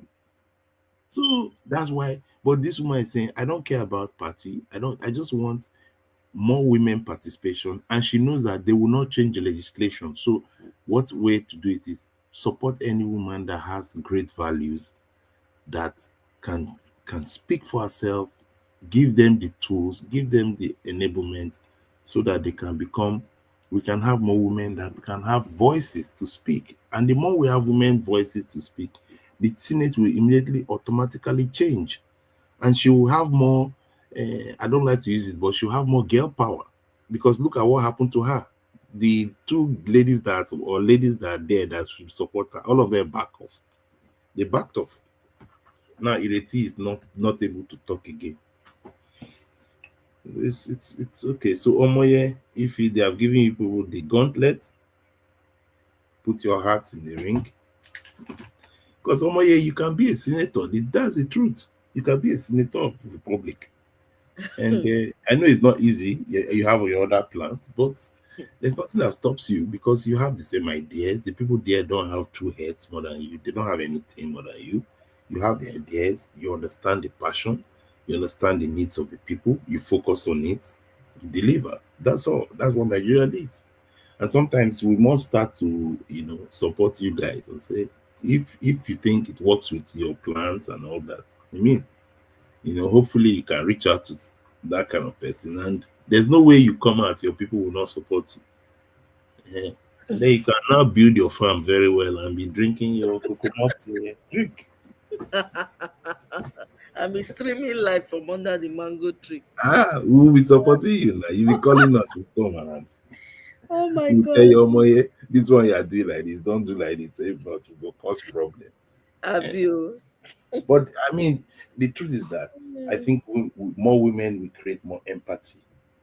More women. Yeah, because there's no balance. That's why it's all mechanical. It's all brash. Yeah, those men have no empathy to anything. Testosterone. Yeah, it's too much. It's too much there in that senate. You need female senators. It creates that synergy, balance, energy is balanced around the place, and then people. I mean, I feel the day I've always said it. The day Nigeria has a proper woman that is the police officer, the IG, as a woman that's strong, like these women, like Senator, Natasha, Obi Ezekwesili, all these great women that has, graced Nigeria's political space. If we have somebody like that as IG of police, things will change. If we had a woman like the woman that conducted the Abia elections as INEC president, do you think she would have shaken? She wouldn't have moved. If you want to do her anything, do your worst. And women have that ability that you can't just go and beat up a woman. You just respect yourself, So when I watch football, sometimes when you see, because FIFA introduced something, they started introducing women referees to referee male matches, all right, men matches. So when they started introducing female referees, I realized that the guys respect the referee more. Normally other referees, they will just go and badge them. But when you see a female referee, you just respect yourself. So female referees have more gravitas these days. That's what they did with basketball here too. They have women be basketball coaches. And it brings a different type of energy. There's a balance that it brings. But there's a balance it brings. That aggression, that aggressive behavior. Because you have that other energy that calms everything, will calm it down and be tough at the same time. We don't have any of that in Nigeria at any level at all. That's why we're running into the problems that we're running into. The female strong, powerful energy is subdued. It's like it's in chains. So it needs to be broken. It needs to be set free so that women can fly and create that balance. During Obasanjo's time, people speak about Akinyuli, is it Akinyuli or Akunyili? Yeah. Sorry if I'm mispronouncing it. And Eze Kwezili. And what's her name? The lady at the CTO, WTO. What's her name again? Okonjo-Iweala. Powerful women. They used to drag with Obasanjo. They would tell her. Akunyili would tell Obasanjo, no. I'm not gonna do I cannot allow you to. They used to have banter. They used to talk to Obasanjo. They would tell him, no, we're not gonna. You understand what I'm saying? You don't have that anymore. Yeah. They just, strangulate everything. That's why the whole system is messed up. And the women that they put there are their girlfriends. They are smallies that cannot talk. So if they talk too much, they look at what they did to Betta. Now Betta do the yacht flinger with left hand. Put them for cooler somewhere. That's what all their girlfriends and their mistresses, now that they give their position to. Now I mean, they figure empathy. If we have enough of women like Natasha for position, when they feel stand, and those are the type of women we need that will stand strong and follow you to drag it and say, no. Now like this we want them. This is the reason why we want it like this. We don't have any of that in Nigeria. It's a shame. So for me, I just feel like we all need to support Natasha however way we can, and we need to make sure that luckily the people who are on ground saying that they're going to show up for her. I'm looking forward to that. I hope she goes live so that people can see. Because I'm worried, I'm concerned for her. All those Nigerian people, when we say they are way not straight, may not be say they go use something to touch the woman, come normal again. Are they concerned? There's nothing these people cannot do. Yeah, they did that to even never, Kene, never. A woman has never been a VP of a major Nigerian. Never. No. I think, like you said, I think it would be good for her to go with a lot of security. I think it would be good for her to go live so that the world will watch it, on all her platforms, Facebook, Instagram, TikTok, so that everybody will see. And a day before the court date, it would be good for all the people that have the platform to come up and speak up, to encourage people to come out in mass to support her. The only way to beat these people is to put pressure on them, and if the world see what is going on, that will, put a lot of question to Nigerian government. And again, if there is one thing Tinubu can do right, it's so unfortunate that he's going to associate himself with this nonsense. Honestly speaking, of all the things that he's not doing right, he wants, these guys want to use his name and dent him more. And he's not saying anything. He hasn't even mentioned anything. Does T-Pain have name? I'm just saying, he has a good the name. little one that he has left as the president. He That's doesn't what have anyone. My sister, let me go. See, if the truth is this, T-Pain does not care about what we are saying. All he matters is that Akpabio there is supporting his business. So he scratch my back, I scratch your back. Because if he removes Akpabio, who will be there for him to do all the dirty work they have been doing? Akpabio is the man doing the job. So he scratch my back, I scratch your back. Why will he? T-Pain that we are talking, it's not him that removed the governor in River State because he's scratching the back of Wike. So T-Pain is a deal maker. It's about scratch my back, I scratch your back. I don't care what they say. So we do as if T-Pain is he has one good righteousness around him. No, the only thing that T-Pain has, if you look at the discussion of there was a commentator that did that. I said T-Pain he operates like maybe Babangida in that he calls people, he tells them, hey, how you did now? How far? He will give you what you want. If you see how he relates with Abia governor, see how he relates with them, he tries to make sure that he gives them what they want. So T-Pain is a deal maker. He has no thing for. We are a poor nation.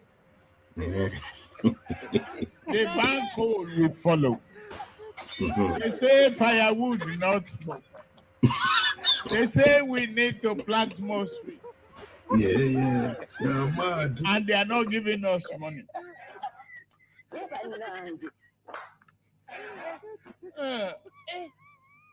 We need to open our eyes, shine it, and tell the West.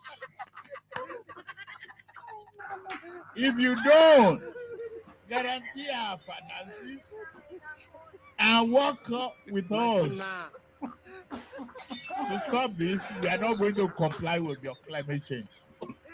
Agbero. And they are clapping their hands. This was before 2023 elections. They are clapping their hands. Agbero. Now the North is crying. They never see anything.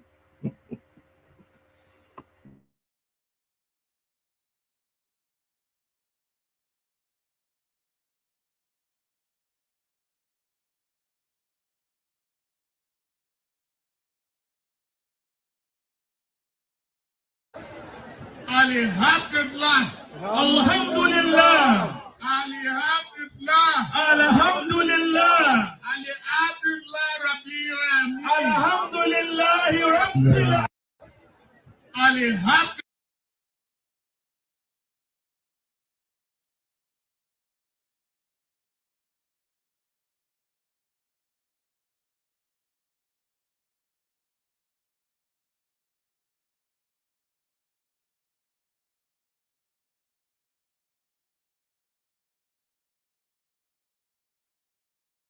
Why you're here again. Congratulations, Your Excellency. You've been able to perform this Umrah again. You were here just a few weeks before your election, and now you're here just a few months after the election. Can we know why you're here again? Well, there's every opportunity to thank God Almighty Allah for what He has done for me, humanity, and the entire country. I am grateful to God for His guidance, His blessings, and His answers to my prayers and the country's prayers for good of all. We have to give thanks to Him at every opportunity that we may have. Your Excellency, what prayer did you say for Nigeria? For the country, may our prosperity grow and our humanity be kind to each and every one of us. The prospect of the country is yet to blossom to the level that we require. It needs hard work and consistent prayer. And we are giving it to our mind and our spirit in every way possible. Our strength is our diversity, and we'll continue to build on that for the prospect and sake of the country. Amen.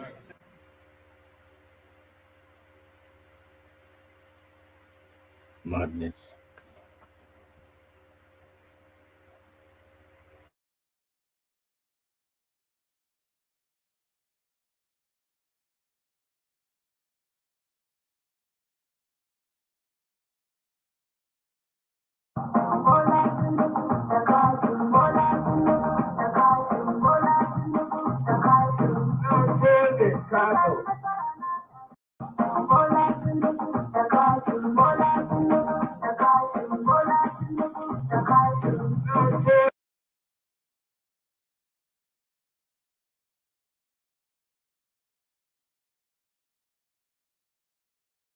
Very much.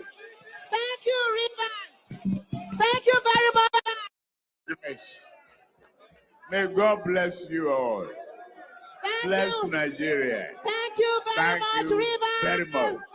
Thank you, Rivers. Thank you very much, Rivers.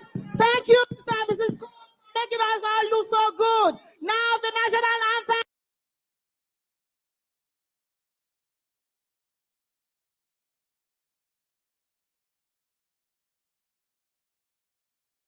All I want to do is dance.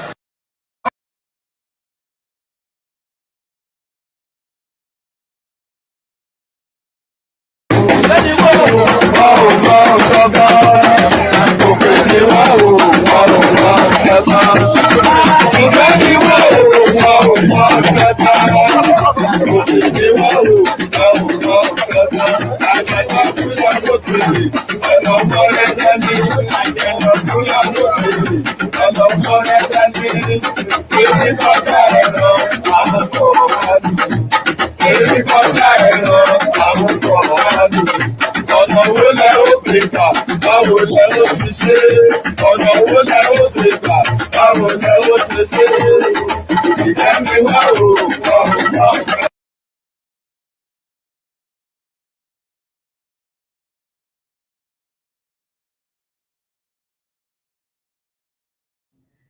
Is that not Patutomi? Now Patutomi face they there now at the back. All these people. Ew. I beg you. Well, Natasha, I beg, we they support you. May you know say we dey support you, we dey your back. Wait, Kenny, you said that you had a friend who was VP during Buhari's election and was on the debates, but not a major party. Okay, wow, that's cool. You know people, oh, see Kenny, oh. Tinubu and doing right is not supposed to be in the same sentence. I'm telling you. Yeah. Oh my God. Yeah, we need to wake up and make sure we take back our country. That's all. Which God is he calling? I truly hate listening to this shot. Recoiling and disgust. I say make I play am for now. The young Niger state governor watching and admiring. Hope he's not learning back. That's like Trump. That be part of. Oh my God, Sid, my brother. If you get any final thoughts, make I shut this thing down for the night. I don't try. Natasha, now to pay attention now. More know the direction. Thank you very much for creating time for discussions and all that. I think we just need to keep the pressure, keep praying for Natasha, and then hope that she will not be. I don't think they will do anything to her, but we still need to put an eye, and not lose faith. Just be positive. Thank you for your time, and also thank you for your rest. Yeah, I hope I really me too. I'm hoping that she goes on live every time. I really, because she needs that. Like, I know one thing about Nigeria is that Nigerian government they fear that kind of level of embarrassment when they attract international eyes on them. So if Natasha fit go on live, and I sure say she get contacts in everywhere when she go don't tell. So if she fit go on live just to make everybody know, they're not fit do her anything. Yeah. They can't. Yeah. The truth is that they're not going to be able to do her anything. They won't do her anything. They'll just try to harass her. Yeah. Take her passport. Yes. That's what they would do. Take her passport. Keep her a bit stressed. But the truth is that if she pushes it to the public opinion place, and then she makes sure that international eyes are on it. The international what they call it, legislators in African women, they begin to speak about it in all these mainstream media. Yeah. When you do it like that, then Nigeria will be trending on that, and so it puts pressure on the government because they want to go and take IMF loans and all those things that they want to go and take. So you have to use those kind of things to say, okay, look, you are promoting somebody that is, victimizing a senator, and they are not plenty in the country. So it puts pressure back on them. So the only way to put pressure back on them is pressure of public opinion, and not only the Nigerian public opinion, but the public opinion from the West. Although we don't like them, but you have to leverage on what they will do, and then she would not be harassed to that fullest like that, because she's not IPOB, she's not any of those militant groups. She's just a senator that is speaking her mind, and the issues they don't like to see is when you see issues of sexual harassment. It creates big problem internationally, so they will try to avoid it. So she should ramp it up immediately. As soon as she's flying in, put yourself on live. People will just surround her. She'll be talking about you. She'll be tweeting. Then they will just generally avoid her because she's a stress to them. So she should do it like that. Exactly. That way, there'll be pressure on the judiciary also. So they will now know, okay, let's not. If we put too much hard thing on her, it will be interpreted differently globally. So they have to be careful about that. Exactly. That's what I think too. Nothing will happen to her. I'm very convinced about that. No, nothing will happen to her. Yeah, I think she's too big for them to suppress. Yeah. But anyway, guys, thank you very much. Thank you so much. I appreciate, guys. Thank you for being here. Please, Mona, keep Natasha. in our prayers and in our thoughts. But when I lift her up, we need to support her. She needs all the help and all the support she can get. So whichever way, you can support her, please do. All right. See, thank you so much. I really appreciate it. It was nice hearing your thoughts again after such a long time. Ify, my darling sister, that one don't go sleep. Or maybe don't go talk to, okay, man, not talk. Simu will not they talk at me. All right, Madam Luke, thank you very much. Mr. Tony, thank you very much. I appreciate you. Michael, thank you. Rosezi, thank you so much for stopping by. I appreciate. And Annie, sorry. Thank you so much. Who else was here? Kene, you the verse for me, not verse for me. Oh. I know so we we disagree earlier. So I beg, anytime we argue for here, it's not ever personal. Oh. Honestly, nobody take her. I know they take her personal. Now here I deliver. After today, I don't forget. So I don't say my brother. I know Kene cannot be angry with me now. Kene na my village brother. You know. You cannot be angry with me. Lie.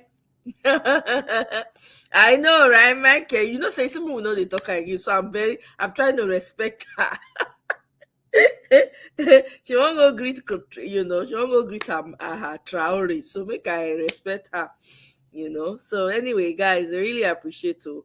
We'll see you now. I will try and see you guys again. I don't know about this weekend, but can I need some palm wine? I know. Maybe I make her the vest. No. He said he was going to go make some type of wine. I don't forget the type of wine when he said he won't go make that time. Say he won't make one drink like that. But anyway, guys, thank you so much. I appreciate. I go see you now another time. Enjoy your weekend. Bye.